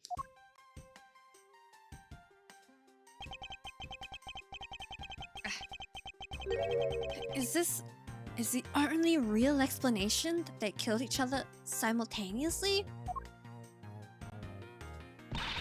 Miles Edgeworth, you should listen to someone until they are finished talking. What are you talking about? I'll only say it one more. She was talking to us! I'll only say it one more time. This is a competition to see who is truly worthy of the Von Karma name. A competition. The person that figures out the truth first wins. So the person who doesn't discover the truth is a dishonor to the name. No! Exactly! I don't care that you became a prosecutor before me. I simply refuse to hear any more foolish things come from your foolish mouth. She hasn't changed from saying the foolish in a foolish sentence. Fine. Whatever makes you happy. Can I take that as you accepting my challenge? Once again, whatever makes you happy. Ha! Well then, let's begin the investigation, shall we? I'm going to find the perfect evidence and prettily present it like the professional I am. Competing to discover the truth behind a crime. How delightfully childish. Oh. Kid! I didn't even get the chance to read it. You kids over there, hold it! Also, Frisbee, we have read the newspaper names before. CCU. Ha! Serves you right, Miles. He just called you a kid. I said, kids. Kid? How dare you call me a kid as well? I'll do what I please, and I won't allow you to cause a ruckus on my crime scene. Hey, big guy. You're going to watch over these two. Yes, sir. Detective Bad, sir. Well, I can still see that he still says so. Now, do what I say from now on, kids. Okay? You'd better not get in our way, Scruffy. You'll feel the bite of my whip if you do. Eek! You, prosecutor boy. Let's get your investigation started already. All right? Great. Now even that detective is treating me like a child. All right. It's time to get investigating. Get a move on, prosecutor boy. My name is Miles Edgeworth. And if you were to call me prosecutor boy one more time, it will be my duty as a prosecutor to look into your monthly salary. Oh! What? And what would you do with my salary after you saw how much it was? That's up to you now, isn't it? So you're telling me he's been pulling the strings with his money and salary? Oh, Gumshoe. You poor soul.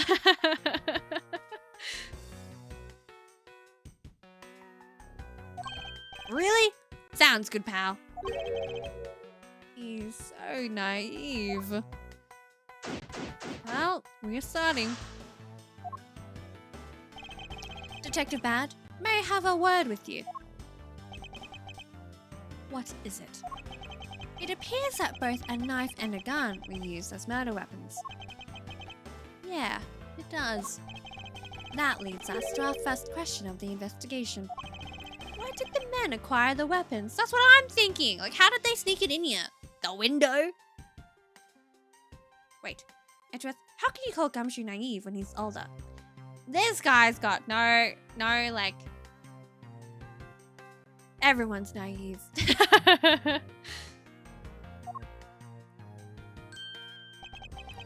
The gun was inside of Faraday's bag. It was a piece of evidence that was presented in the trial earlier today. So, it was still loaded?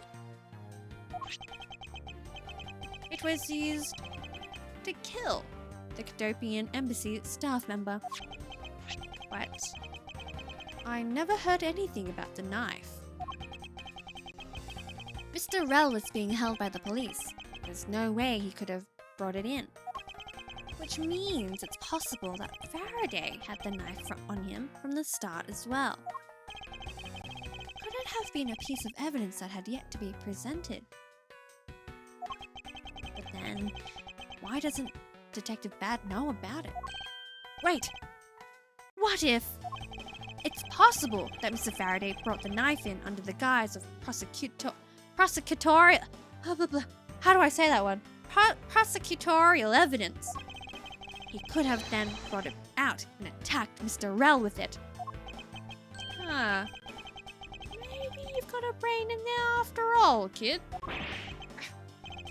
Is he going to treat me like a child forever? it looks like Mr. Faraday attacked Mr. L first, who then counterattacked. That's the only logical conclusion you can draw from a scene like this. That's what I was also thinking as well, Yui, throughout this entire thing.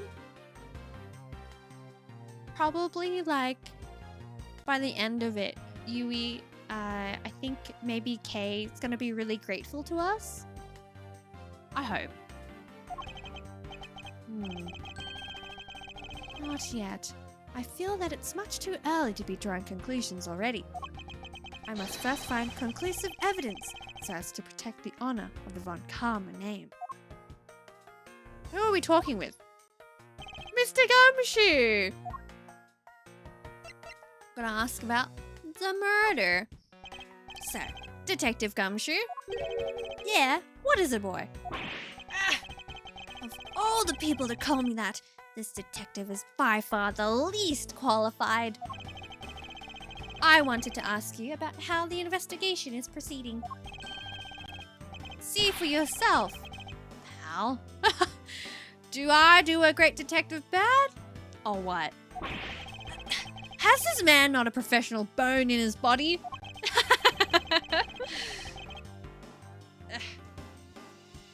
Very well.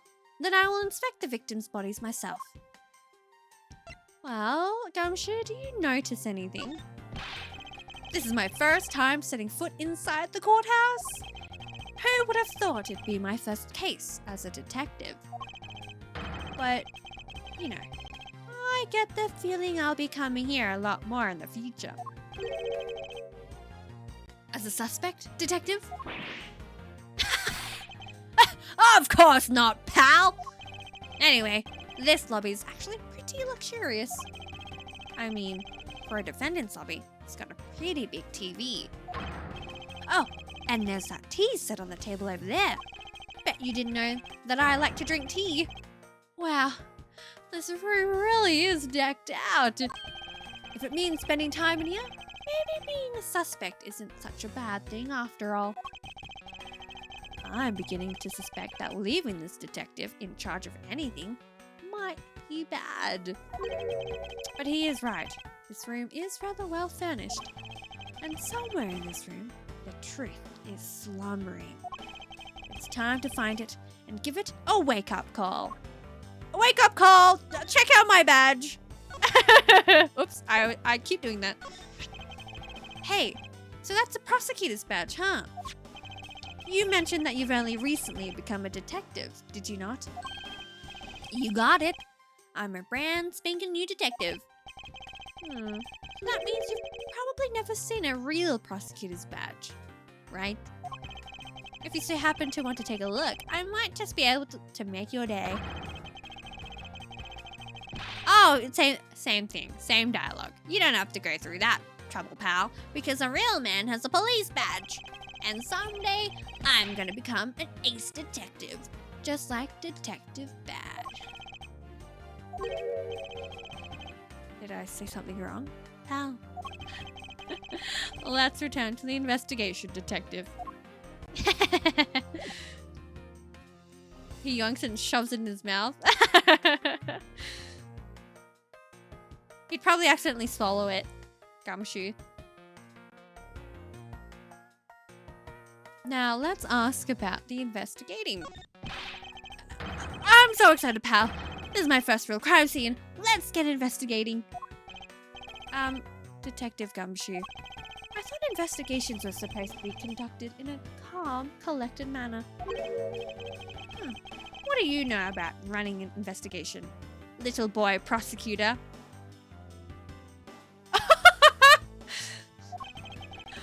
I know that at the very least, I have a greater grasp than you of what happened here. Why, you don't know any more than me, pal. Look, you just stay behind me, boy, and out of the way. Ironic, coming from the guy that's been a step behind me the entire case. I feel like if you said that in just in general now, oh wow, people would be so pissed. Now, let's have a chat to Francisca. Edgeworth, I'm going to fire you now. Ah, I see. Did you figure something out? This is a competition, Miles, and as such, I'd appreciate it if you didn't talk to me. Oh. Okay.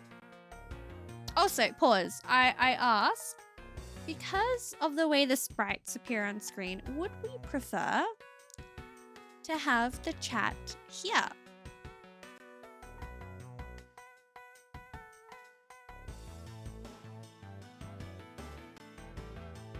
Present badge. Yes. Does that look nice? Okay. I don't know how many messages it'll show. I think I cropped it so it wouldn't go any higher. We shall see. I think that's a good spot. Awesome.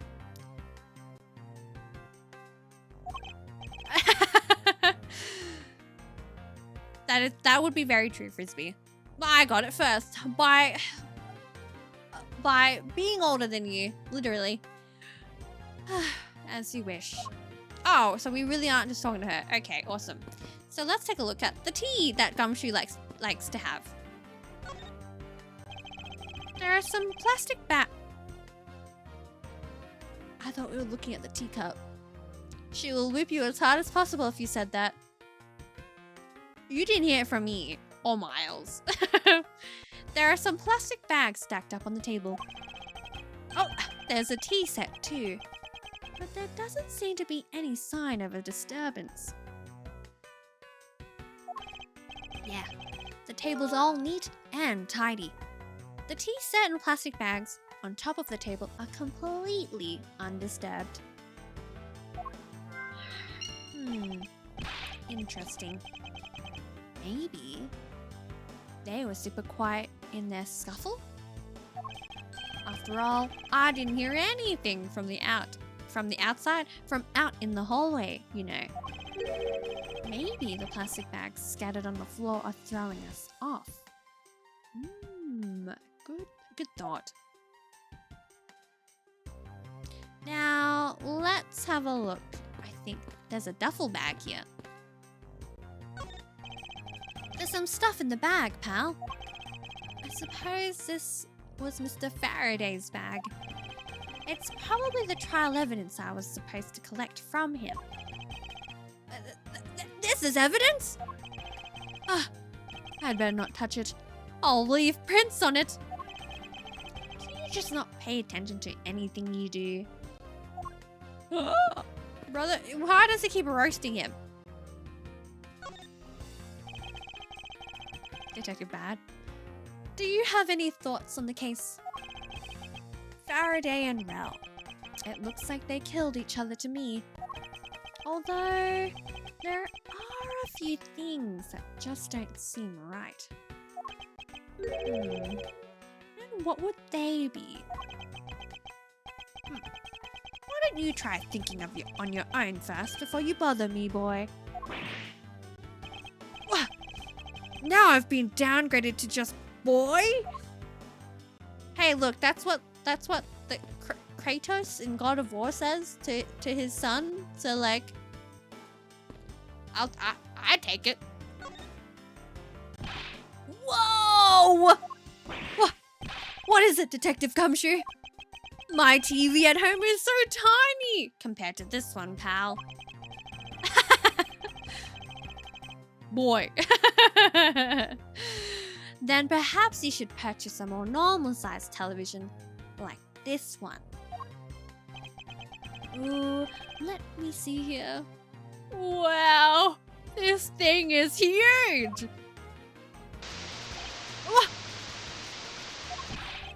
And way too noisy! You're the noisy one, Scruffy. Don't touch it.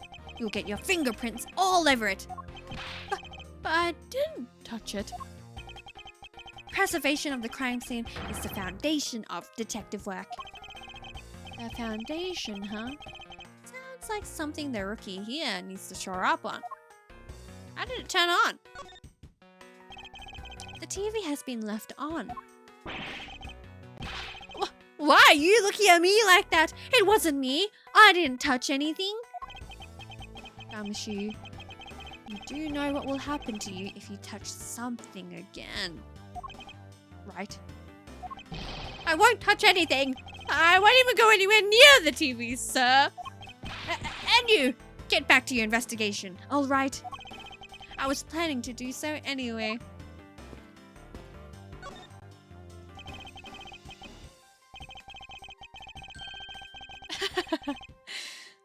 The window is open and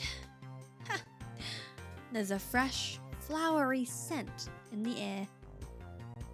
I don't know anybody that goes in the middle of their sentence. The flowers in the garden down there are so gross and ghastly. Ah, yes, the duality of man. You think maybe you could try offering something useful for a change? It's the little things. Well, at least there's no way someone escaped through this window, pal. They wouldn't wake up and smell the flowers after a fall from the 3rd floor. Are you willfully ignoring the fact that there are also iron bars on the window? Lobby number 2 window. No human can climb through these barred windows. The scent of flowers is in the air.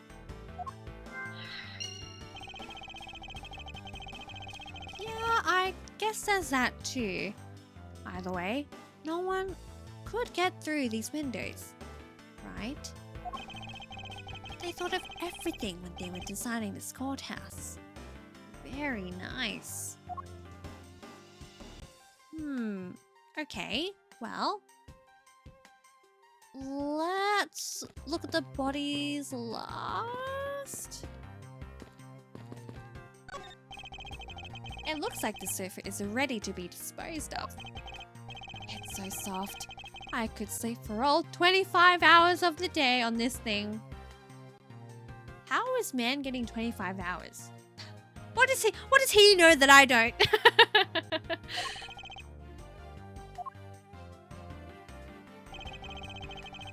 If only I could dispose of him.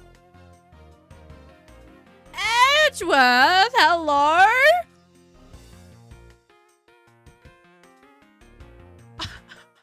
What are these comments? Hello? Oh my goodness. How does Gumshoe function day to day? SMH my head. He probably sleeps in. Oh, there's the plant that we gotta look at. This decorative plant's foliage is quite nice. It's actually soothing to be around it. Perhaps I should purchase one for my room. Oh, well there you go. Okay, just double checking everything, but I think now we are set to look at the main crime scene. Gumshoe just eats 2-minute noodles and cup noodles. It looks like Mr. Faraday fell on top of Mr. Rell. At first glance, it seems like they must have killed each other. However, using logic, the only logical conclusion is... Aha! What was that outburst for? My detective's instinct just hit me real hard. I thought he was gonna say intuition. It was Mr. Rell that fell first. See? You don't need a detective's instinct for that. It's common sense. But I suppose we don't know much more than that until after I examine the bodies. I won't rest until I've inspected every suspicious-looking nook and cranny.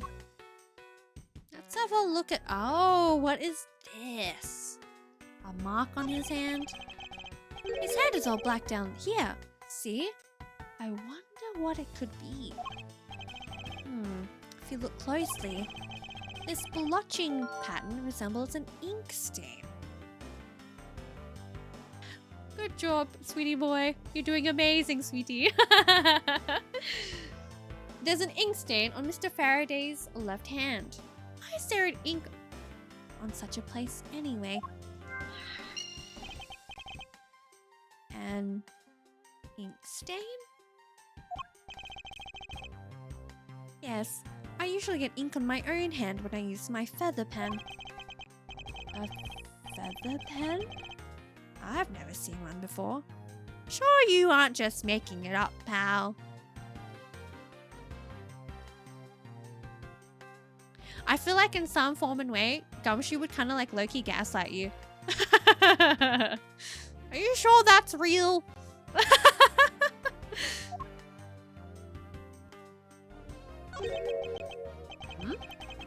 Why are there plastic bags scattered all around? Those bags are for keeping evidence safe, pal. I know that much, detective. Sure are good at this stuff, aren't you, pal? Edgeworth probably writes on parchment instead of paper as... Probably seals everything, has a little stamp wax sealy thingy. Signed, smack, with the wax seal. Normally, to proceed, I'd be happy when someone compliments me. But when it's this guy... Anyway, could these plastic bags be evidence of a fight between the two men?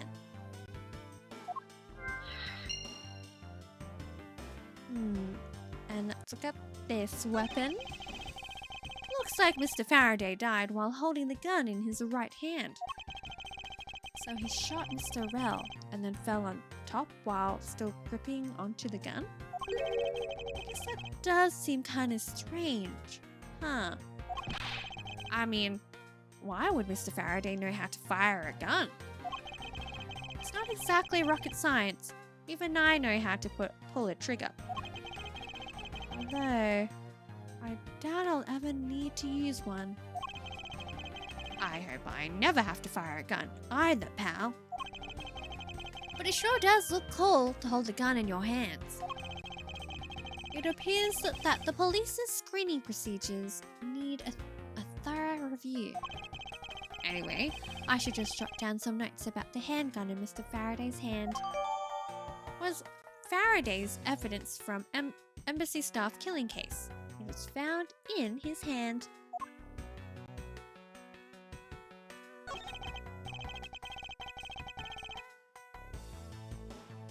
You got the wax stamp because it was funny?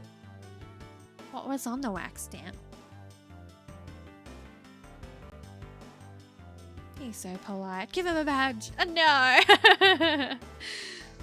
Mr. Faraday. How ironic it is for him to lose his life in a courthouse. Yeah. Why did it have to be like this? I don't know what to say. I can't believe this happened while I was on watch, pal.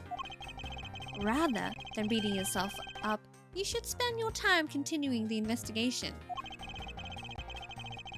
Didn't you become a detective in order to solve crimes?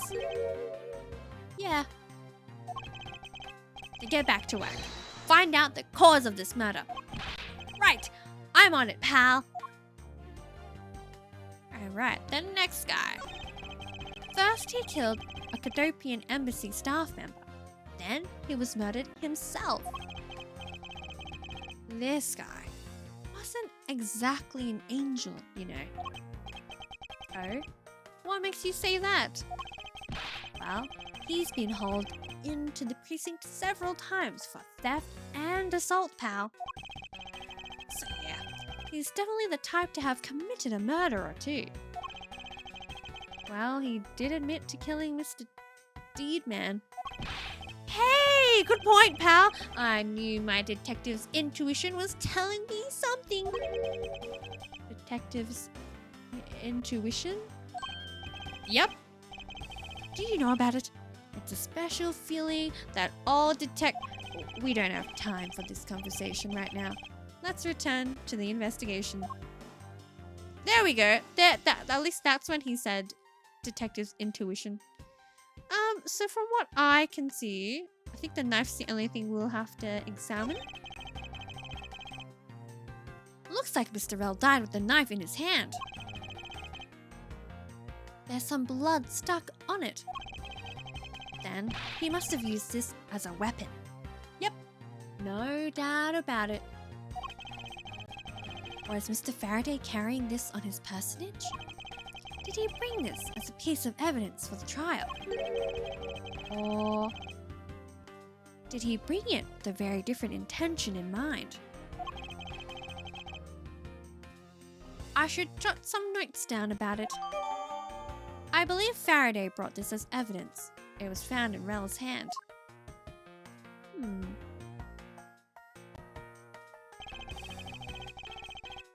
If Gumshoe Bad or you tries to tell him about the birds and the bees because he's so young, I'll gift you 5 subs. I don't even know what the birds and the bees mean. And I'm old. That pose kinda looks a bit sussy. Just a bit, Yui. Oh, is that what that is?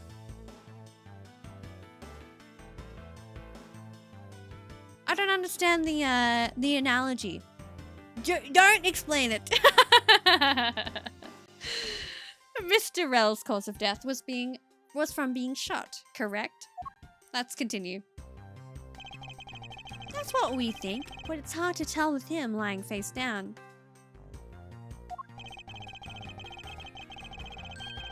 Death is bad enough, but it's truly lamentable that someone would try to hide the truth. Are you sure they were trying to hide something? I can't confirm Mr. Rell's cause of death with his body positioned like that. Detective Bad, I'd like to examine the bodies in further detail, if possible. What's this? You're not able to form a theory with them the way they are. I believe an examination of the bodies is vital to finding the perfect evidence. Don't you? Suppose you do have a point. Well, hurry up and get on with it! Labby. Yes, sir. I've taken enough photos of the scene, sir. And there you have it. Not in our Christian Minecraft server here, mostly maybe, I think. We have an image to uphold. Exactly.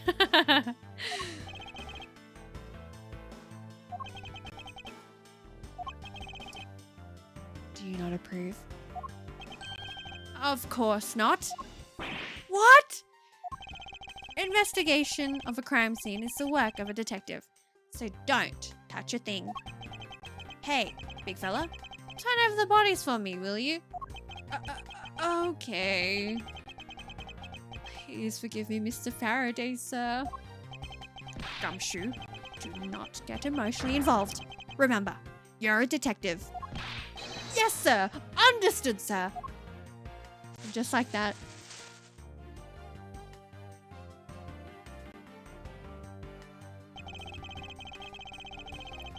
I won't rest until I've inspected every suspicious-looking nook and cranny. A pen! A pen! Oh, he doesn't use a feather pen. There's something in his breast pocket. It's a fountain pen. The fountain pen in Mr. Faraday's pocket has an especially nice nib. Hey, you know, I always keep a pencil behind my ear. It's because Detective Bad is always telling me you should always write your name on everything you own.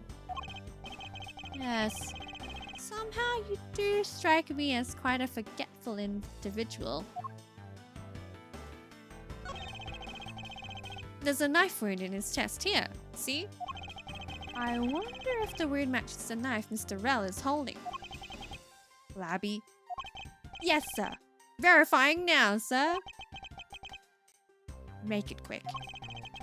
From the look of things, one could deduce that the knife Mr. Rell is holding is what killed Mr. Faraday.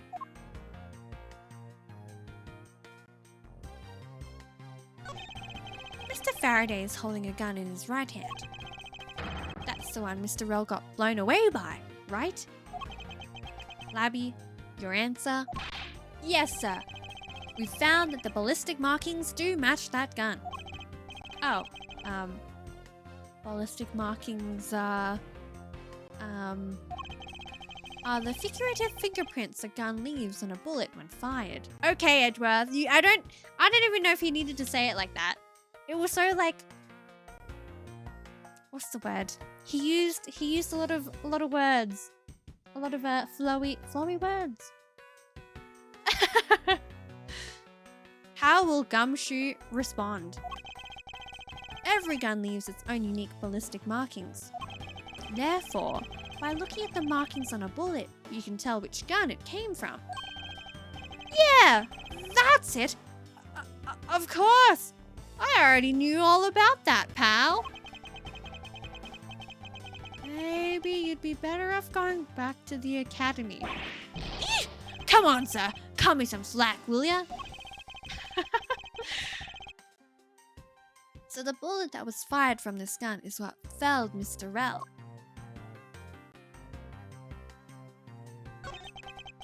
It looks like Mr. Faraday was stabbed with this knife that Mr. Rel is holding. Ouch! What's wrong, detective? My stomach started to hurt from just thinking about being stabbed. Just keep your voice and mind in the case, alright? Yeah, honestly, in this household, we love Gumshoe. Shot in the chest. It takes some guts to fire a gun in a courthouse. I mean, I've been a detective for a whole week, and I still haven't fired a single round yet. There aren't any burn marks on his clothes. That must mean... Wait. Burn marks? A round grows very hot and is discharged from a firearm. Therefore, burn marks are usually left when a shot is fired from point-blank range. Ergo, Mr. Rel must have been shot from at least a yard or two away. Found in Faraday's hand, the bullet that killed Rel was fired from a few yards away. You sure do know a bunch of neat stuff for your age, pal. Apparently, this detective has as much common knowledge as your everyday marsupial. Let us now try to understand how the two men died. First, Mr. Faraday took the gun and the knife out from today's trial evidence. Then, he aimed the gun at Mr. Rel and fired.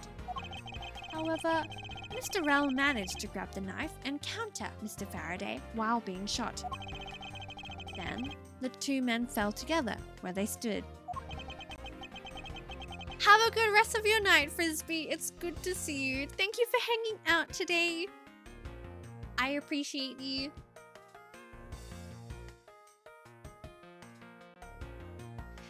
It does sound a bit too easy, doesn't it? I definitely feel like the window was in play somehow.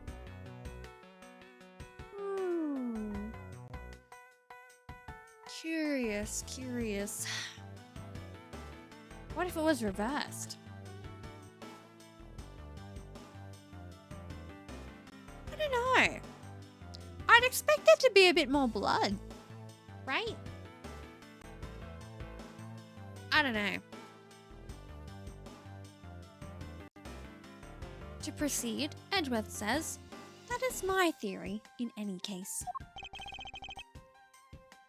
What a crazy way to go. If there was a burn mark, maybe the guy with the knife could have gotten a burn mark. Did my... Oh no. It's happened again. What's going on? No! What the hecky? What is going... What? What is going on? Well, I'll just unplug it and plug it back in. But now we get to contemplate what's happening. What happened to these two? What the heck?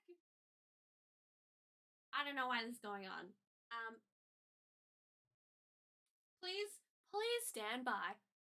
But do I have a be right back thing? I sure do. Ow! Table. If you heard that, I'm sorry.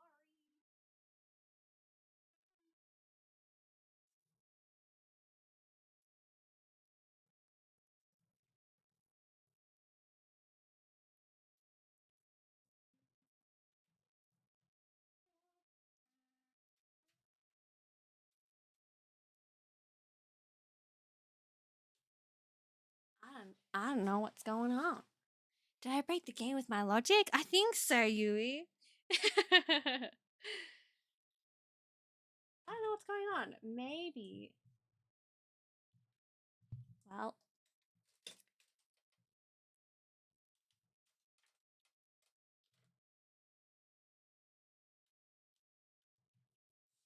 Maybe I should invest in a integrated capture card into my computer.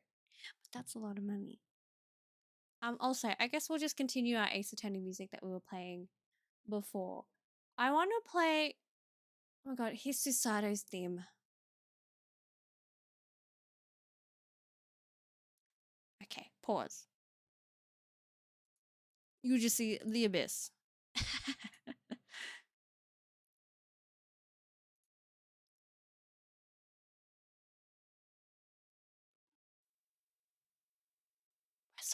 We're so back. I'm sorry, it's so loud. It's so loud. It resets all the time. Okay.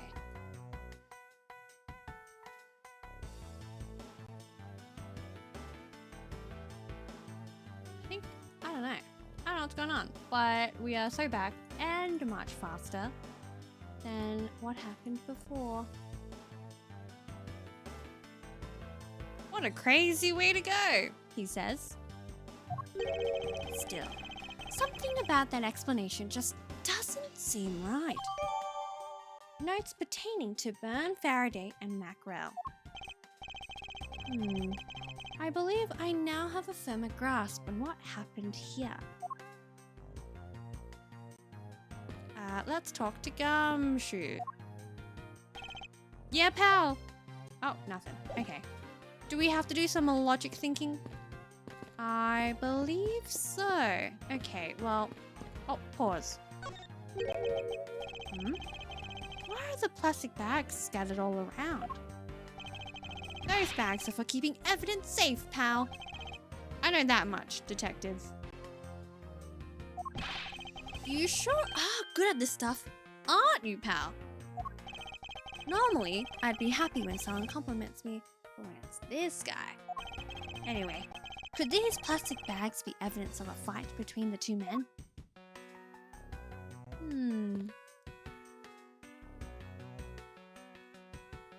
I think it's time for us to put logic together. Oh, apologies, that is the evidence. Alrighty, so... Well, we can definitely connect the fountain pen to the ink stain. The fountain pen in Mr. Faraday's pockets has an especially nice nib to Mr. Faraday has ink on his left hand. Why is there ink on such a place anyway? Let's connect these two together.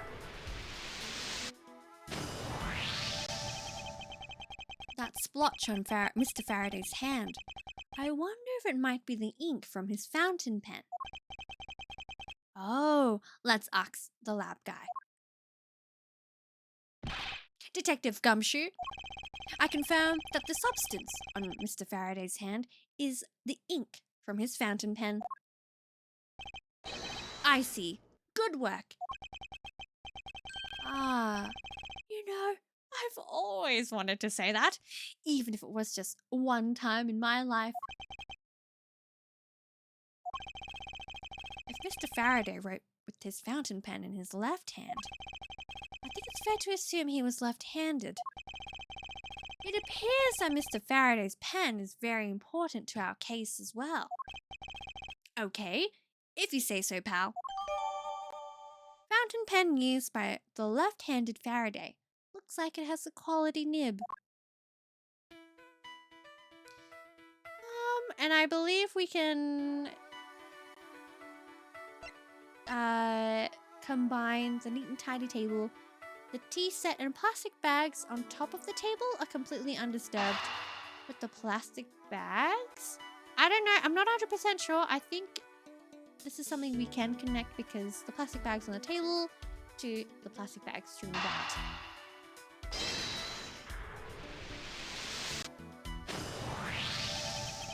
There is a very tidy pile of plastic bags on the table. And yet, a portion of them wound up scattered on the floor as well. It's not likely that the ones on the floor were knocked over during the struggle. In which case, might there not be another explanation as to how they got there? Another reason? I believe it's possible that the blood on the outside of the bag is related somehow. Eek! Please, get that blood away from me, pal. Detective Gumshoe, whose blood is on this bag? Hold on. Let me ask the lab guy. Alright, please hurry. Wait till you get a load of this, pal. It's Mr. Faraday's! Oh, and the technician said they didn't find anything else on or in the bag either. It would appear that this bag is a very important piece of evidence. Okay, if you say so. I leave it in your hands, pal. One of the bags strewn on the floor of lobby number 2 has Faraday's blood on it. I guess there's not much left to investigate, huh? They really did kill each other. No, we can't conclude that quite yet. There's still something I find very peculiar here. The theory that they simply killed one another is too simplistic in this case. As was said here in this chat, we also thought that as well. In fact, there is actually a contradiction that shows there is another possibility. No way, pal. Really? I suppose I will just have to show you the contradiction in this crime scene. I won't rest until I've inspected every suspicious looking nook and cranny.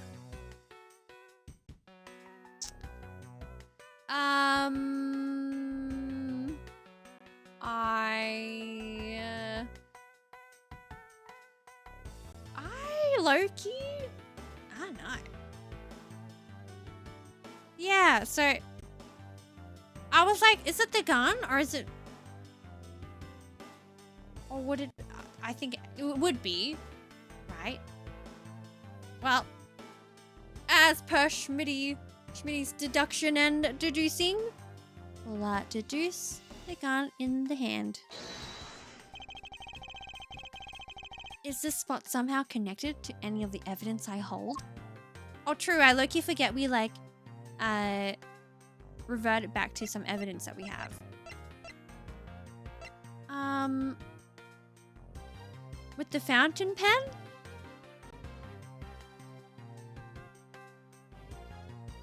I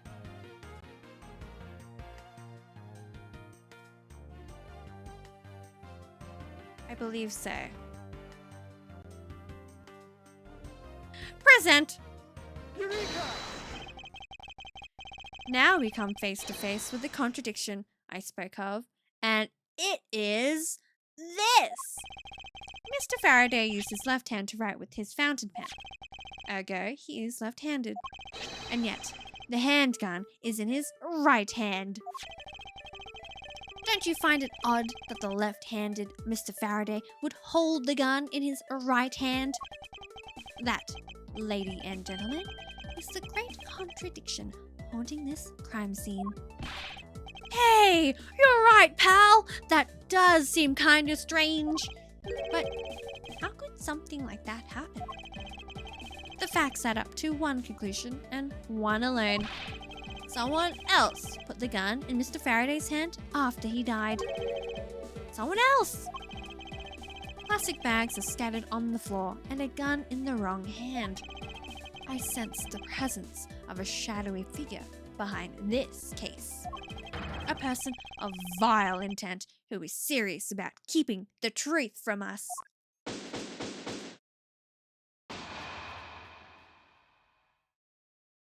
Dun dun dun! September 10, District Court, Defendant Lobby Number 2. Here's the autopsy report. It is probable that Mr. Rell survived for a short time after he was shot. However, Mr. Faraday died instantaneously from a stabbing. Interesting.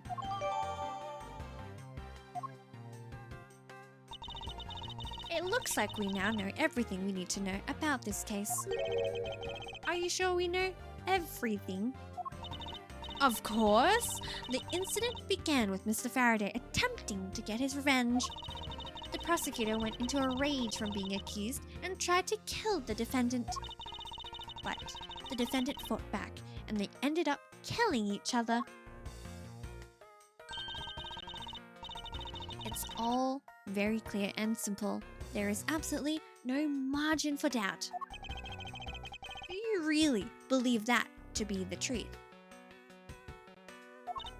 Ha! Are you saying that just because I figured out the truth before you? That you don't want to believe it's true?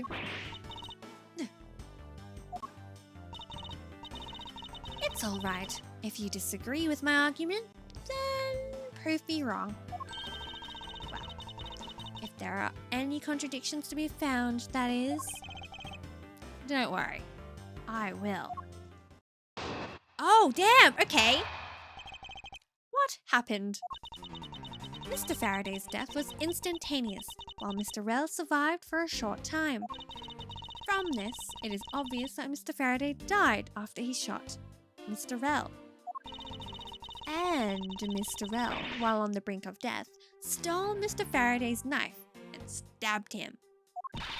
Those are the facts of this case. Mr. Faraday's death was instantaneous. Therefore, he must have attacked first. Proving our logic to be false is probably the fastest way to show her that she's wrong. Wow, legitimately arguing with a 13-year-old and telling her that she's like gonna be wrong? Oh man, she is not gonna like us in the future or right now. In that case, I should first look for any holes in her theory.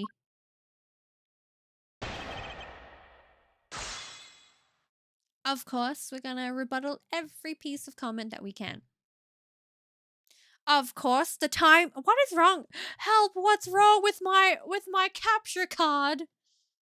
It keeps freezing on us today. For the first time in ages. What is happening?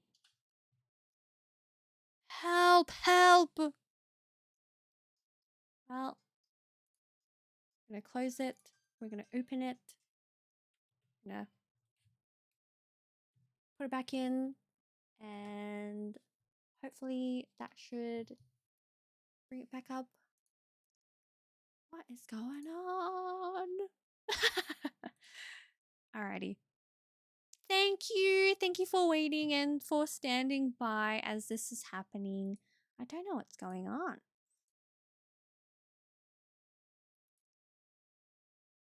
Maybe I do invest in something for the computer. Oh, apologies if you had that. What's going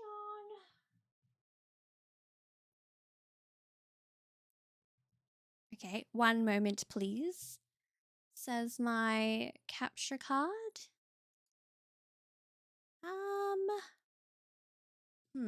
Well, in the interim, music.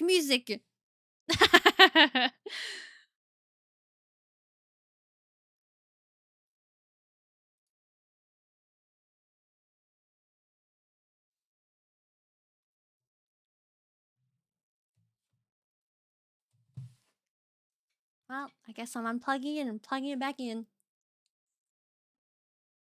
What the hecky? Why is this happening?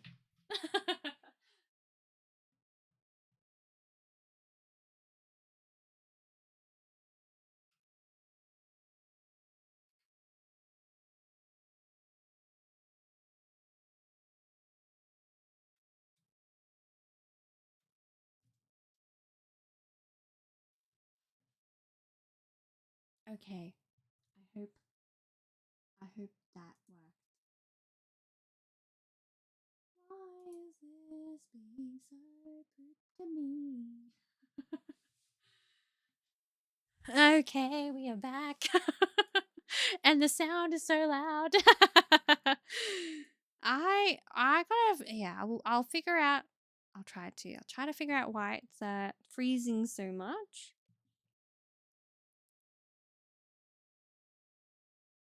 Everything else is fine, right? Stream, everything's fine. Can you hear? Wait, we're not in the game. Okay.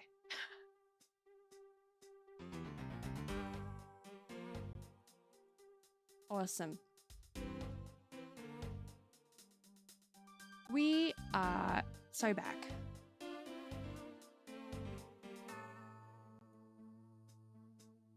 Okay. Mr. Faraday's death was instantaneous, while Mr. L survived for a short time. Hold it! Do you truly believe that Mr. Faraday died instantaneously?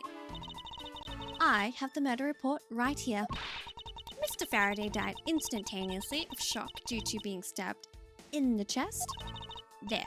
You see, it's been documented clear as day. Ah!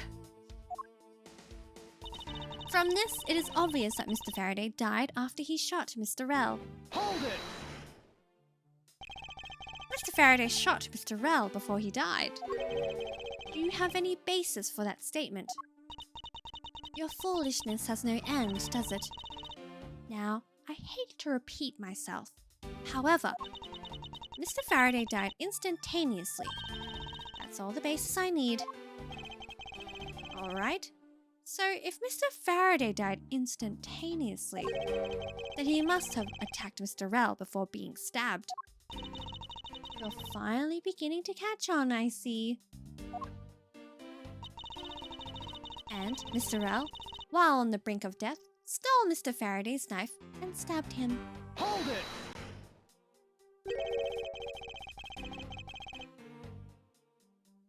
So you believe that the dying Mr. Rell stole the knife from Mr. Faraday.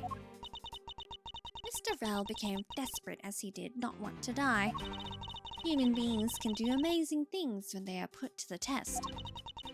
So, the two men struggled. And in the end, Mr. Rell was able to grab the knife and stab Mr. Faraday. The messy condition of this room is a testament to their struggle. Yes, my logic is perfectly sound. Is this the statement where we rebuttal because, well, apparently Gumshoe didn't hear anything in that quote-unquote scuffle. Can you really say that it's perfect? What are you insinuating? Nothing. However, I can't let what you said slide by without further inquiry. One must be clear and precise. So if you could append that statement to your testimony. Fine. They struggled, and Mr. Rell used the last of his strength to counterattack Mr. Faraday. Hold it! About this statement. Mr. Rell used all of his remaining strength to take the knife and defend himself. One can easily see that they had a violent struggle. Of course, it's nothing compared to what my riding crop can do. Girlie, put that away! How does one compare the damage her crop can do to the state of this room? Furthermore, all the plastic bags on the floor in this room were scattered there due to the fight. Is there anything else that I can explain for you? No, that will be fine. Those are the facts of this case. Hold it! Claiming speculation as fact already, don't you feel that the evidence is a bit lacking? You'll find all the evidence you need just by looking around this room. Mr. Faraday collapsed on top of Mr. Rell. In addition, Mr. Faraday died instantaneously, making a counterattack impossible. Furthermore, the room is a total mess from their fight. I dare say there is more evidence here than you could whip a whip at. It looks like she's becoming more and more confident. And looking at this place, she might have a right to be. After all, everything here seems to support her theory. It looks like you're starting to see my point. I've as good as won our little competition. There's something strange about Franziska's theory. Should compare her claim with the data I've gathered thus far. I just know there's a contradiction somewhere. So, with that in mind, I believe this is the statement that we are going to present evidence to, and we're going to use Detective Gumshoe's testimony, where he says, was in the hole on guard duty, other than gunshot, didn't hear a sign of a struggle. Objection! If the two men were fighting, the struggle would have surely caused quite a bit of noise. However, Detective Gumshoe testified that he heard absolutely nothing. Ha! You place too much faith in that detective's testimony, you know. But for the sake of argument, let's say there wasn't a fight. How then did Mr. Rell get his hands on the knife? Mr. Faraday's bag was sitting right here in the lobby number 2. It is not hard to imagine that perhaps Mr. Rell saw a chance and took it out at some point. So, what you're saying is this. Mr. Rell took a chance when he saw the opportunity and took the knife from the bag. And then Mr. Faraday shot Mr. Rell after being stabbed? Isn't there something strange in Franziska's statement just now? No, it makes all sense. No? Yeah, something is off. Wait, something doesn't add up. Oh, really? It's simply not possible for Mr. Faraday to have shot Mr. Rell after being stabbed, because we are going to present the crime scene notes, which, let's have a look at the notes. Victim, Bern Faraday, age 40, and Mac Rell, age 32. Time of death, September 10, approximately 4 p.m. Discovered immediately after the gunshot was fired. Remarks about the bodies. Faraday died of a knife stab to the chest. The shock from the stabbing caused instantaneous death. Rell died of a bullet wound to the chest. There is no gunpowder burnt on his clothes, suggesting he was shot from a few yards away. It's possible he was alive for a little while after being shot. So we will be presenting this. Take that! According to the coroner's report, Mr. Faraday died instantaneously, meaning that he died immediately upon being stabbed by the knife. Ergo, he could not possibly have fired the gun after that. Oh, you got me. But, of course, well then, if the report is correct, then there is only one correct explanation. If we suppose that Mr. Rell attacked first, then Mr. Faraday, who died instantaneously, would have been unable to kill Mr. Rell. Therefore, Mr. Rell must have stabbed Mr. Faraday after he was shot. Then they both died. That is the only explanation that makes logical sense. Negating your opponent's ideas in order to prove your own theory. I see you've been studying, Francisca.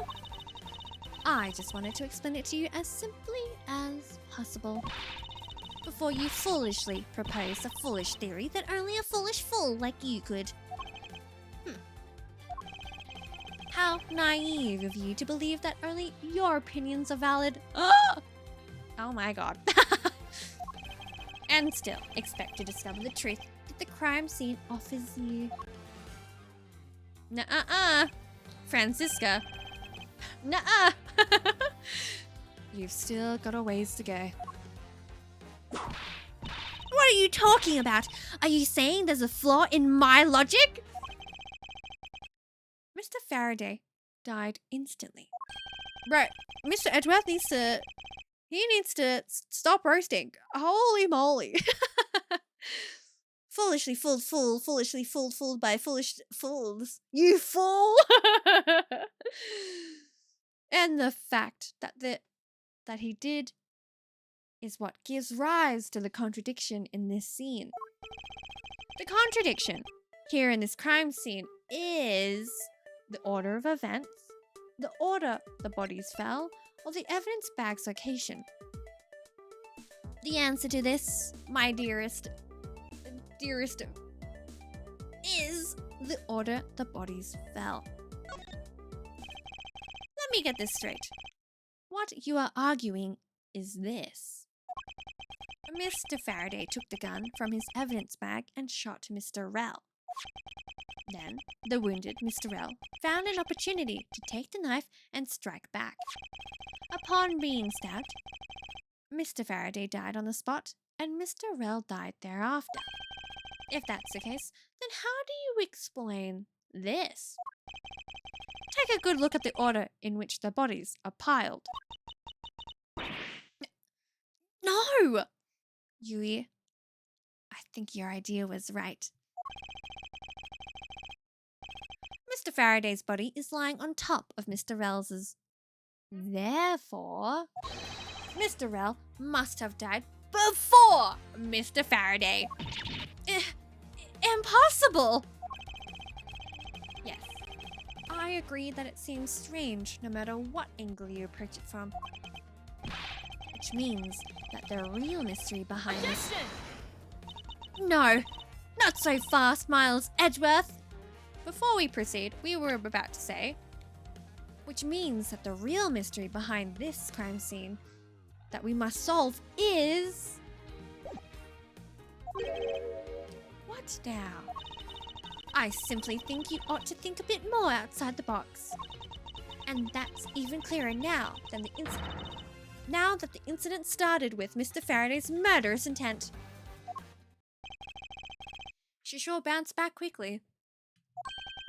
An explanation won't be enough this time.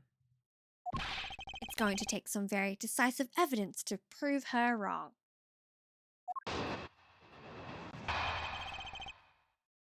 What happened? Part 2. I think my camera, my internet is so scuffed this time around. What happened? Part 2. Objection! My badge is the evidence. Take a good look at this. Your statement is null and void because I am a prosecutor.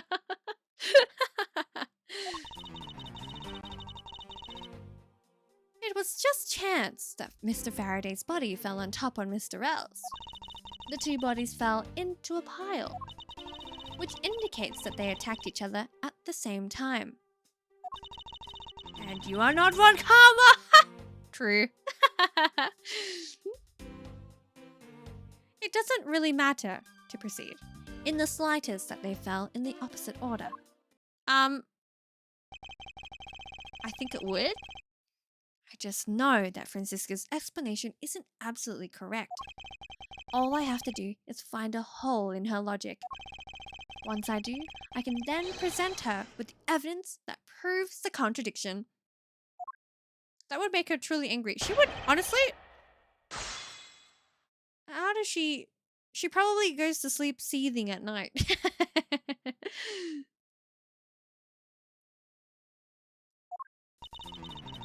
It was just chance that Mr. Faraday's body fell on top of Mr. Rel's. Hold it! Objection! Pressing someone's testimony in order to gain some time to think. You're a real one-trick pony, aren't you? It's too bad your trick only works on fools. That wasn't my intent. I simply wish for more details as to how Mr. Faraday ended up on top of Mr. Rel. Someone's impatient. I was just about to explain everything to you. So do you think you could hold on for a minute? Ah! Franziska, I'll make you a deal. I'll hold on if you hold on to that whip of yours. Oh, I'll hold on to it, all right. As I whip you... Ah! Hello? Someone confiscate that from her. Well, now that you've No! Realistically, I'd keep... Girl, Look, she knows what she wants to do in her life. Who am I to say anything? Who am I to take away the tools of her life? She probably couldn't even rebuttal that. Probably not, Yui. Now that you've quieted down a bit, I'd like to continue, if you don't mind. The two bodies fell into a pile. Hold it! The two fell on top of each other. Don't you find that to be just a bit strange? Not at all. Ah! I can see it in her eyes. She's dead set against me from the bottom of her heart. Miles Edgeworth, once I'm done here, you'll see that there's nothing strange at all. Now then, the two men fell into a pile, which indicates that they attacked each other at the same time. Hold it! What do you mean by they attacked each other at the same time? I assume Mr. Faraday had the two different weapons in his hands. He made to attack Mr. Rel while holding both knife and revolver. And then, after Mr. Faraday fired the gun, Mr. Rel grabbed the knife as he was falling and stabbed Mr. Faraday. That is how Mr. Rel wound up on the bottom with Mr. Faraday on top. You mean top of her heart, Edgeworth? At close range, that is more than possible. Yes, it's possible. But, well, if you have any other ideas, then show me what you've got. Oh, I will. And to that extent, I'd like for you to append what you just said to your testimony. I don't see any point to that, but as you please. The fact indicates that they attacked each other at the same time from close range. Hold it! You're saying that they attacked each other at the same time from close range? Exactly. I don't even know how skilled I'd have to be in conversation to be able to navigate. Why do I feel like this whole conversation could be taken out of context? It could be. We'll clip this entire part and just upload it to YouTube. Conversation out of context. What is your thoughts? Mr. Faraday pointed that gun at Mr. Rel's chest and pulled the trigger, Franziska says. Mr. Rel then took the knife from Mr. Faraday and stabbed him before he fell unconscious. The dead Mr. Faraday instantly fell on top of Mr. Rel from the stabbing, pinning Mr. Rel under him, where he died shortly thereafter. And that's how they ended up on top of each other with no contradictions to be seen.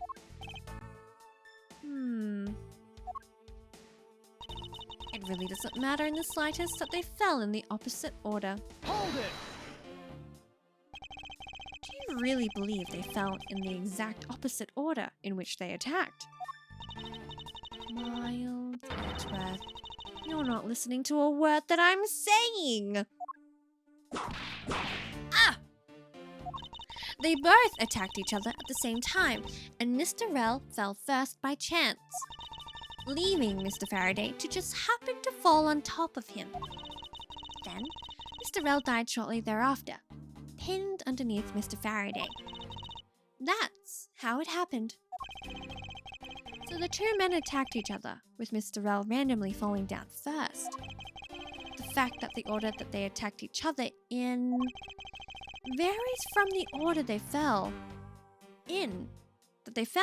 Doesn't cause a problem for me.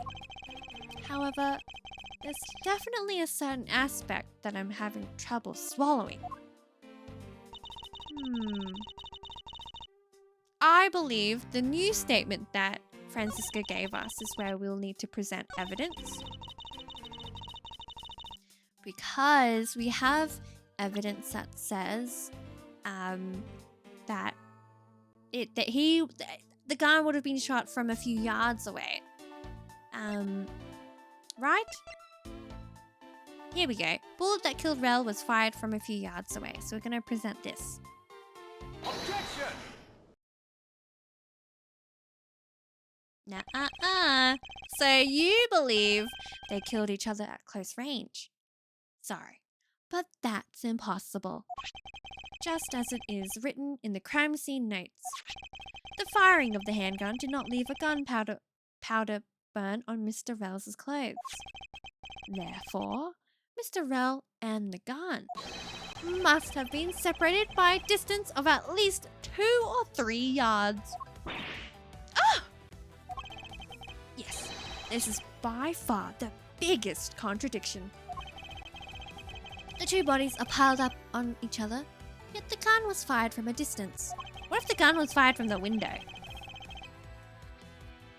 But how did the gun get inside then? That's just a very outlandish thought. Whether or not it's true, we'll have to find out by proceeding. And with there being no chance that Mr. Rell moved that far after being shot, that leaves only one possible explanation. What a completely foolish line of foolish thought from a thoroughly foolish fool!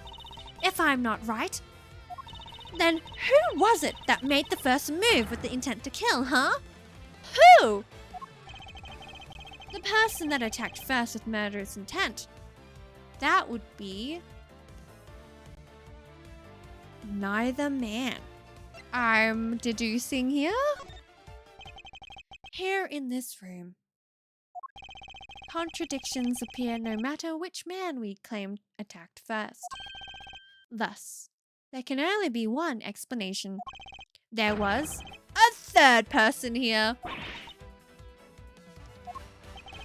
It was that third person who killed both Mr. Faraday and Mr. Rell, and set their bodies up to make it look like a double murder. That third person is the real culprit. Miles Edgeworth, there's just one thing you're missing. If it's neither the only person possible, person is K or Gumshoe.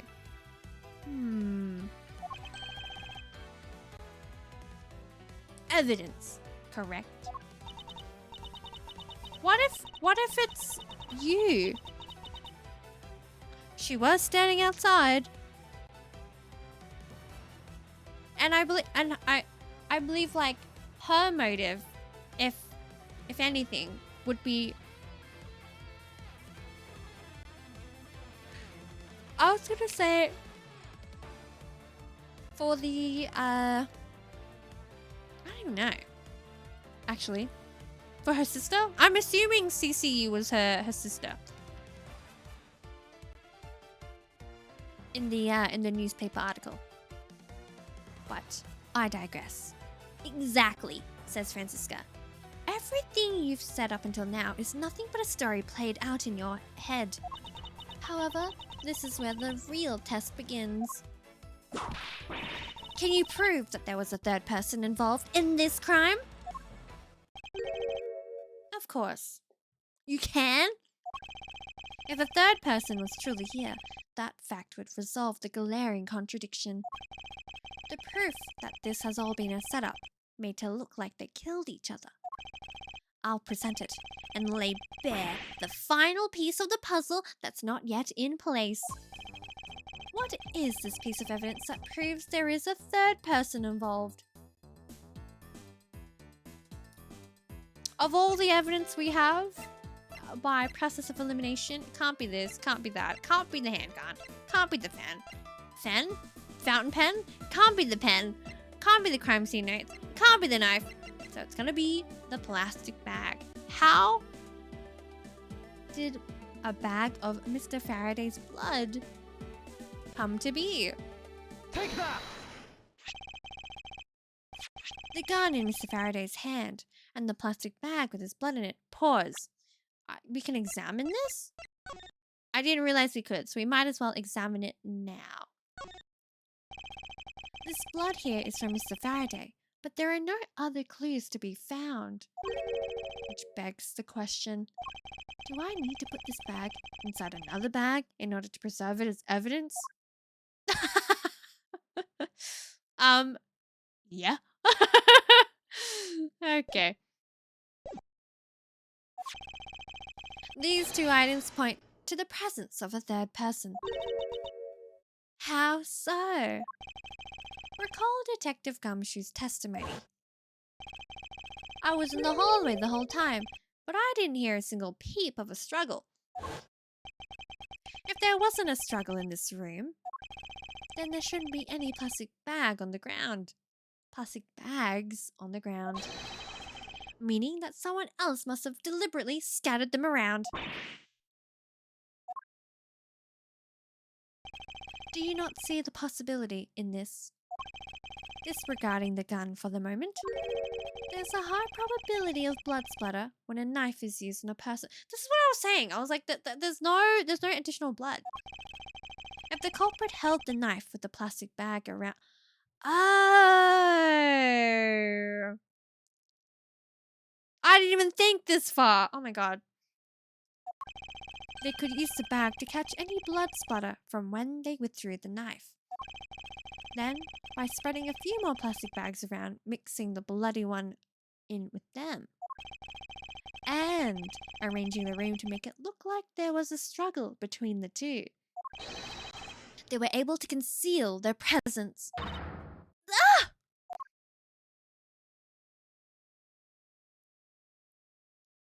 Damn, young Edgeworth and Francisca, yeah. No, I love this episode. Bad says, looks like we've still got a long way to go in this investigation. Yes. Objection! Is that who I think you are? You! Why is the judge huffing and puffing like that? What's the heck up with you, pal? Mr. Bad, I advise you to place Detective Gumshoe under arrest? What? What's the meaning of this? Ha! Looks like you're not man enough to discipline your own subordinates. Don't you dare. That detective claims he was there, standing in front of the door the entire time. But I have it on good authority that it was all a giant lie. Miss Yu, I ask that you please explain that last statement. I'll let His Honor explain it himself. What? I saw with my own eyes, I tell you. During the recess, there was a period of time when there was no one in the hallway. What? See, Mr. Bad? So I ask you, why would a detective who was supposedly doing his job the whole time want to fabricate such a lie? Gumshoe, did you kill Faraday? No! Of course not, sir! It would appear that the one who set this whole crime scene up is that detective, which basically renders his testimony a complete lie and wholly invalid. It looks like your perfect logic has just come tumbling down, Miles. Ugh.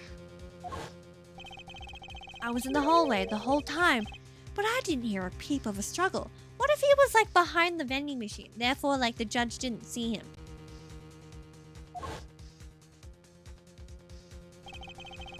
Was that statement really a lie? No, Gumshoe would never lie to us. Or lie. He's such a golden retriever. He wouldn't do that. Bad says, Detective Gumshoe, you're now a suspect in the murder of 2 men. Now, spit out the truth, or so help me. I haven't lied to anyone, sir. Honest. I really was there. I was in the hallway the whole time. Hold it. Detective Bad, I ask that you please do not act without my permission. After all, I am the one that is heading up this investigation, am I not? Don't talk like you know what's going on, boy. All I want is for this investigation to run perfectly. Perfection is the only wish of a disciple of Von Karma, after all.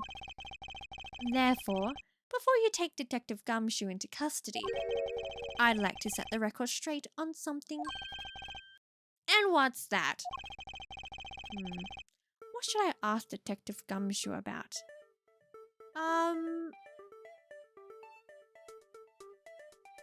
Let's ask the state of the hallway?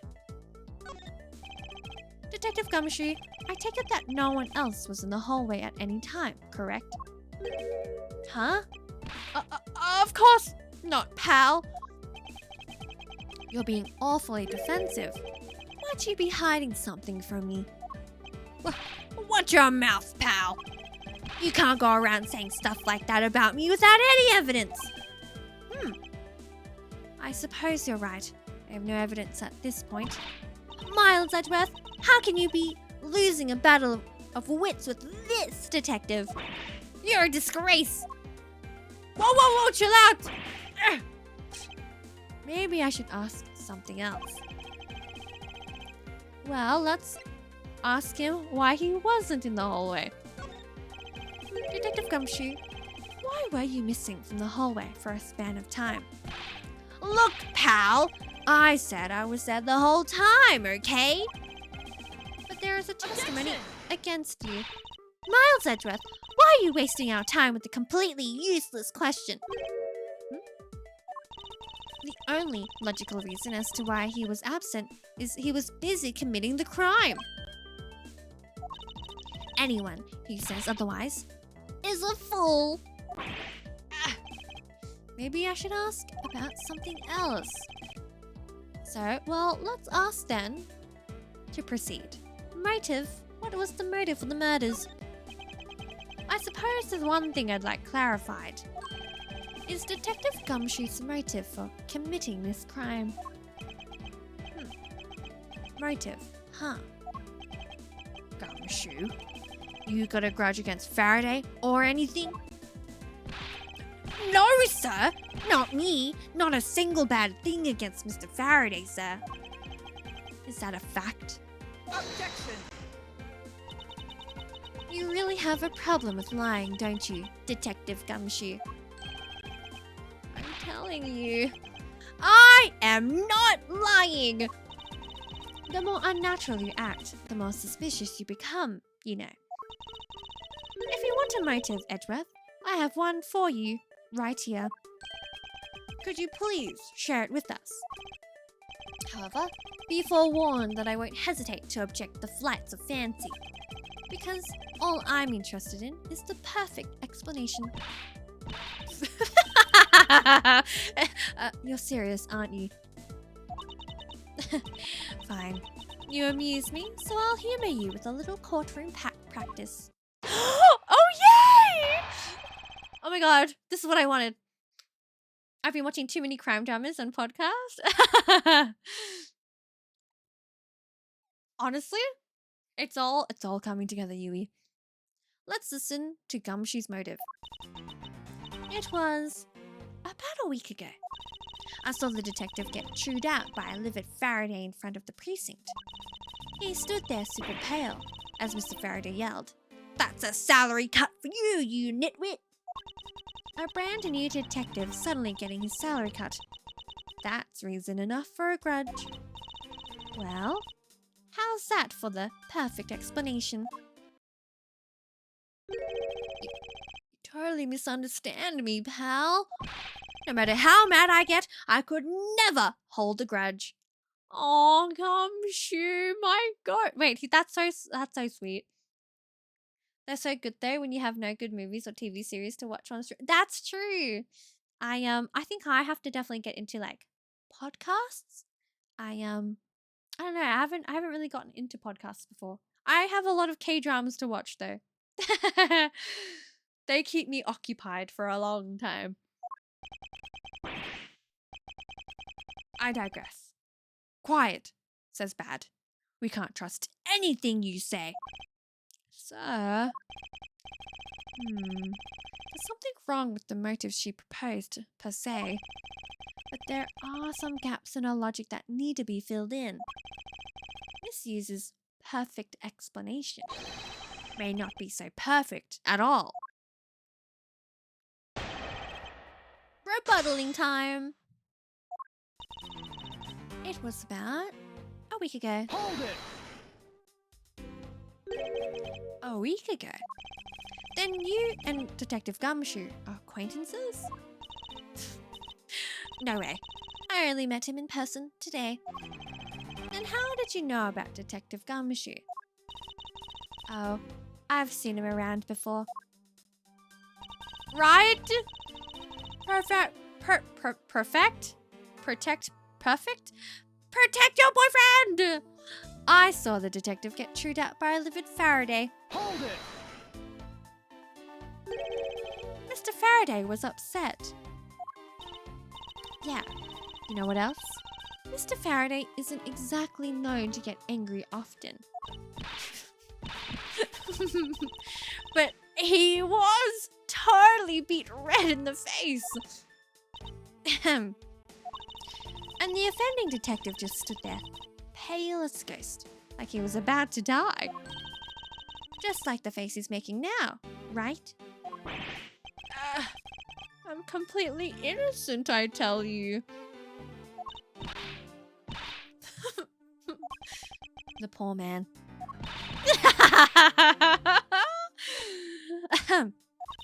It was quite the scene with the detective. Why does he look like that? Genshi skin for the battle pass? I don't recall the one you're talking of, Winterstan. I'm trying to think about it, but I don't know. I can't recall it. But to proceed. He stood there super pale as Mr. Faraday yelled, Hold it! You just stood there, watching this unfold in front of you. Yeah, I have to say it was really enjoyable too. But that's why when I saw Detective Gumshoe earlier, I knew to steer clear of him. No way. I thought it was because I had something stuck on my face. But you do. Huh? What have I got stuck on my face? Let's start with your eyes, nose, mouth, and those ridiculous eyebrows. Huh? Oh man, messing with your head is just too much fun. Miss you. If you don't mind, I'd like to return to your testimony now. Oh, I get it. No, it does look like that, doesn't it? I think it's the frills. Sure, why not?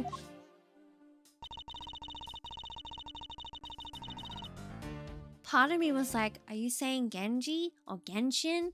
And I had to think about it for a little bit. No, I see it. I do like that skin for Genji. Maybe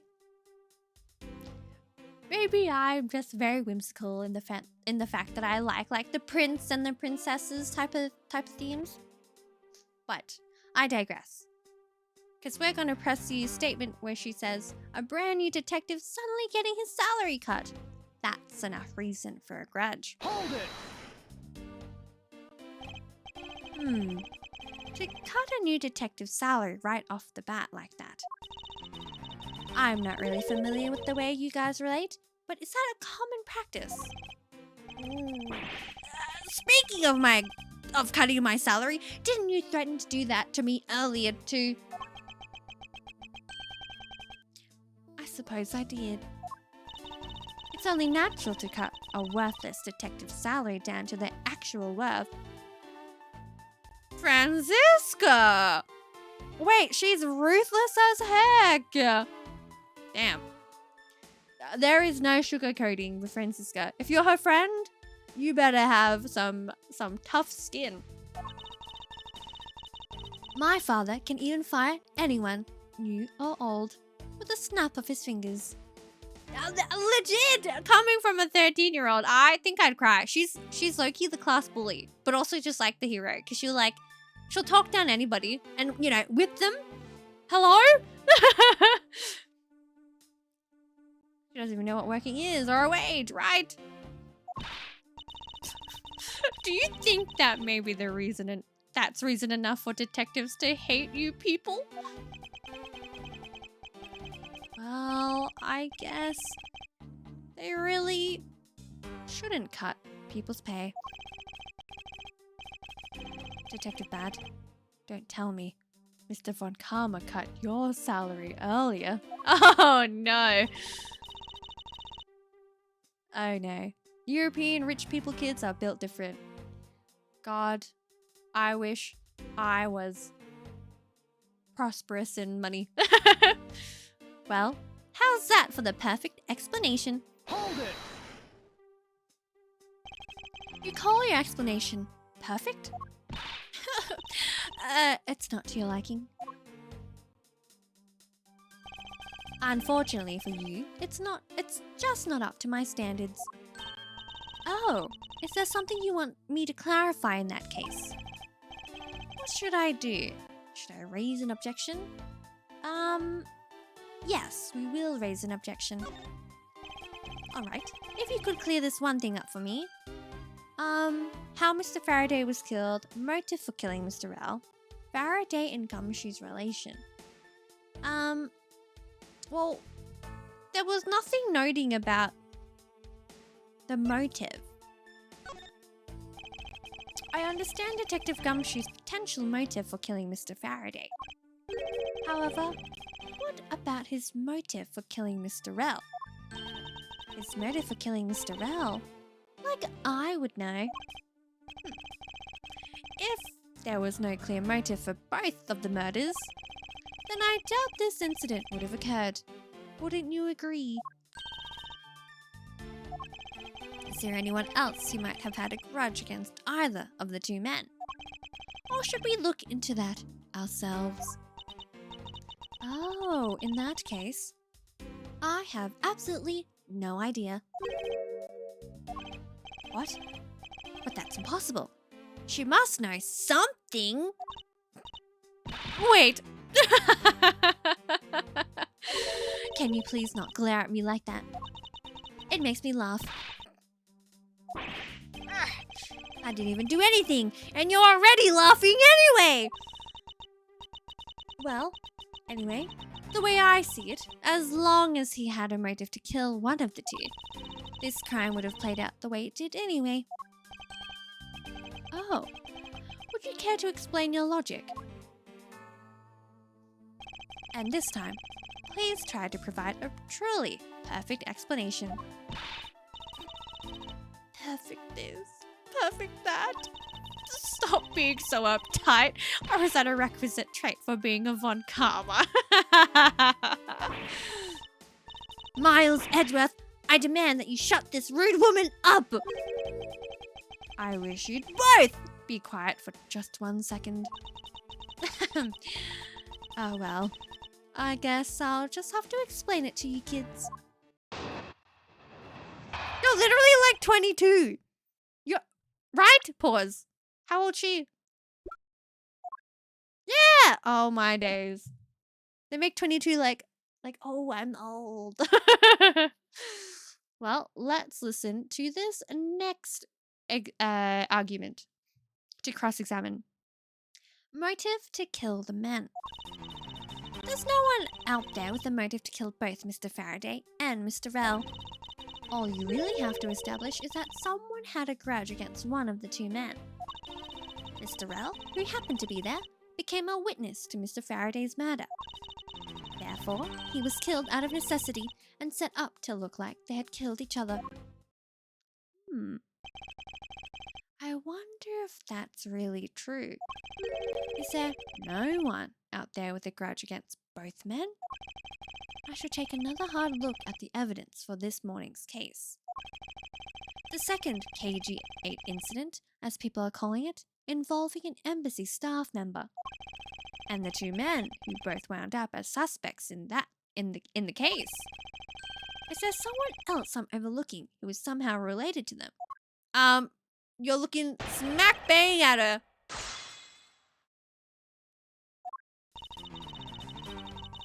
So, we'll press everything. I already know what we're going to present, but I want to hear everything by rebuttaling. There's no one out there with a motive to kill both. Hold it! Pause. We do. We already know who. So there is no one else who might have a grudge against both Mr. Faraday and Mr. Rell. I suppose no one is a bit of a stretch, but I'm pretty sure no one like that was here in this courthouse today. She's lying through her teeth. We just saw someone like that here earlier. Besides, you don't need to prove that the killer had a grudge against both men. All you really have to establish is that someone had a grudge. Hold it! Someone with a grudge against one of the men. In that case, aren't there plenty of other people who fit the bill? Sure, after all, who doesn't garner scorn from another simply by being alive? But the only one who held a grudge and acted upon it by killing was Detective Gumshoe. Hi, Blaze! The investigating is going good. Thank you for lurking. I appreciate you. I am thoroughly enjoying this episode. I love you. I love this character. Also, like I said earlier, I was like, I like you. The comment also goes out to you. Why are you not not her? Furthermore, I hope you've been well, Blaze. It's good to have you around. Mr. Rell, who happened to be there, became a witness. Hold it! So you're saying that he was basically silenced? Aren't you glad you managed to avoid the same fate, Your Honor? Why, if you had been the one to witness the blood-covered detective... What? Detective Gumshoe? You would even kill me? What? I could never do something as terrible as that, Your Honor. There's no need for even a second of deliberation. I will... Your Honor, take a look around. We are not in court right now. Pause. What did he say before we got cut off? There's no need for even a second of deliberation. I will hand down my verdict here. For the past 2 days, work-wise, I've been rough, not gonna lie, but otherwise, I'm doing very well. I'm glad to hear it, regardless and despite of your 2 work days. I hope nearing the end of the week, as we're nearing the end of the week, I hope it gets a bit easier and it's good for you. I'm keen for the weekend. Happy, they call it what? Happy hump day? Happy in the middle of the weekday. But no, I am doing good. Thank you. To proceed, Edgeworth says, it would be greatly appreciated if you would stay here with us in reality. Ah! Please forgive me. I know not what I do. And you there, monsieur. Hurry up and continue with your testimony. If you fail to do so, I will whip you into shape. Haha, that's nice. Sounds kind of like fun, actually. Anyway, Detective Gumshoe had to erase the witness, Mr. Rell. Therefore, he was killed out of necessity. Hold it! Is you...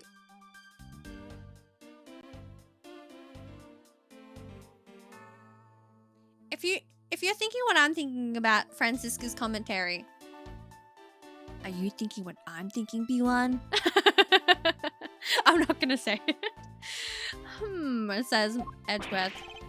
I didn't do it, pal.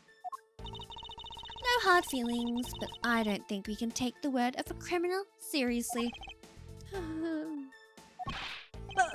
But I can't even begin to think up ways to set up a crime scene. Yeah, that checks out.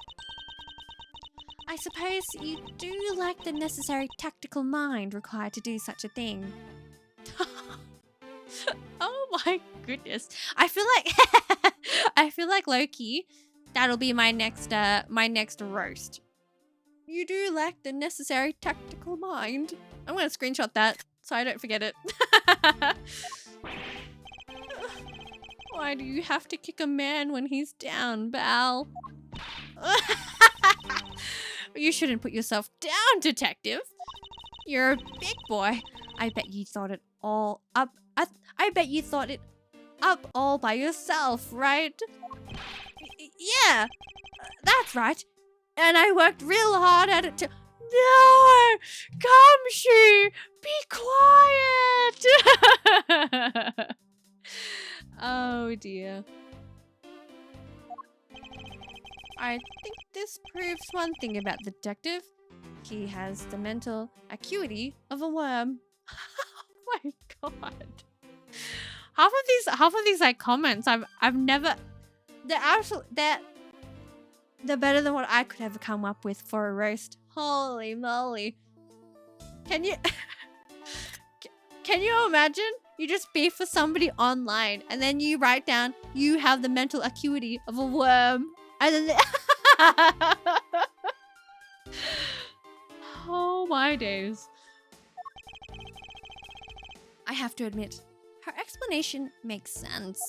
However, there is also something she overlooked in her testimony.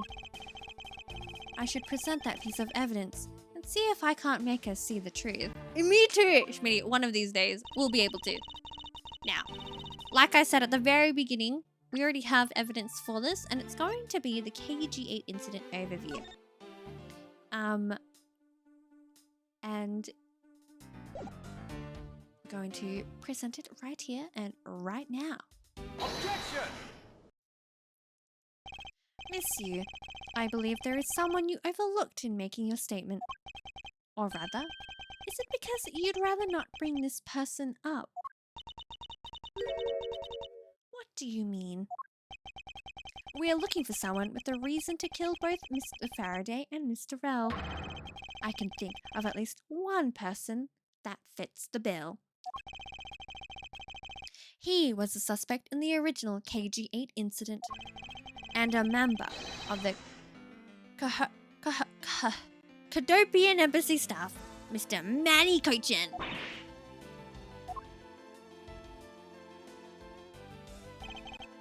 That's right, the very man who came to visit you earlier out in the hallway. The man who killed a member of the Cadopian Embassy staff, Mr. Rell.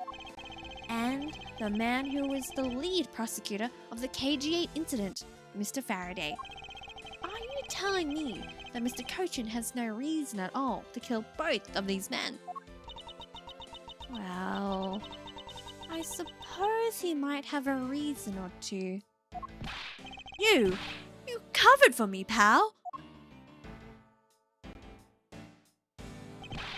Maybe you're not such a bad guy after all.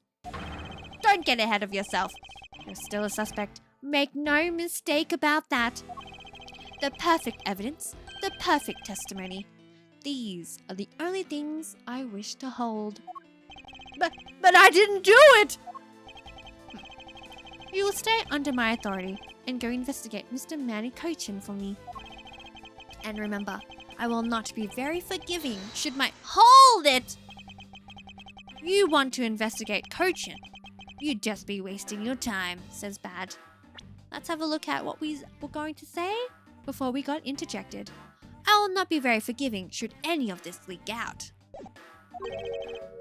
And why is that? Cochin was up in the viewing gallery watching the trial, or so I was told. Every cop in this place has been keeping an eye on the guy since he arrived. Then the only real suspect we have is still Detective Gumshoe. I suppose so. No way. Come on, Detective Bad. You've got to believe me, sir. I really was in that hallway the whole time, sir. I never took a single step into this room, sir. Okay. Then are you saying there was someone else who passed through the hallway? No. There was no one else, sir. Then, why should I believe you didn't do it? That is one incredibly foolish detective. Standing right in front of a crime scene all by himself. It's as good as a confession of guilt. I have to admit, it's a bit strange. Most criminals will fabricate some sort of lie to escape their crimes. And if that detective really wanted to prove that he is innocent, you'd think he would at the very least, offer up, "I spaced out while on duty," or the like. Come on, Gumshoe. Time for your interrogation. Detective Bad. Oh! My Shayla! I feel bad for him. Miles Edgeworth, I will go on ahead and report this to Papa. And that, as they say, is that. Right, everyone? What? Why did he have to say that? Well, I suppose we should both be getting back to our real jobs now, huh? Before we do miss you, there is something I'd like to speak with you about. What is it? And I think we'll have it on a little cliffhanger for next time on stream, because I think that is a good spot for us to pause on for next time. And fingers crossed, the game doesn't freeze, or my game capture card thingy doesn't freeze. The game never froze, so it was my capture card thingy. But I'm interested to see how this goes. I love you. I love her character. She's fun. It's I love meeting all these new characters. But I think we'll end it here for today. And we'll pick it up next time when I schedule. The rest of the week we'll be playing, I think tomorrow we'll be jumping into some Overwatch. Maybe or Final Fantasy 14, and then on Saturday we'll jump into Rebirth. Going back to, honestly, I haven't played that game in a long time, so I don't know. I don't know where we left off. I can't recall. I cannot say. Yes, I am ending. Apologies, Yui. Just got packed. No. The timing. Well, well, welcome back regardless. But I will be ending for the rest of the night. So I'm keen for our next time on Ace Attorney Investigations. Now, I will see you tomorrow, and I'll have a think about what to play. I haven't played Overwatch in a while, so I definitely would like to. I shall hydrate. Thank you. Have a good rest, Nyx. And I want to thank you, Yui. I was in the shower. I love having some nice showers at nighttime. It's nice. I do like it. I don't know. It makes going to bed like nice. Nice and clean, squeaky clean. And pajamas. It's been very cold here, so I am enjoying the warmth. Also, I didn't realize Bun Bun was just hanging around on my arm. Legitimately. Yeah. There we go. Of course, it is my pleasure. Thank you guys so much for hanging around, for lurking, and for just being here, and also experiencing Ace Attorney Investigations with me. We don't want you to leave. Neither do I. But I must rest for work tomorrow. Bun Bug Hugger, I wish I could rotate Bun Bun. Where did he go? Where did come back? Okay. We're back. I was so afraid.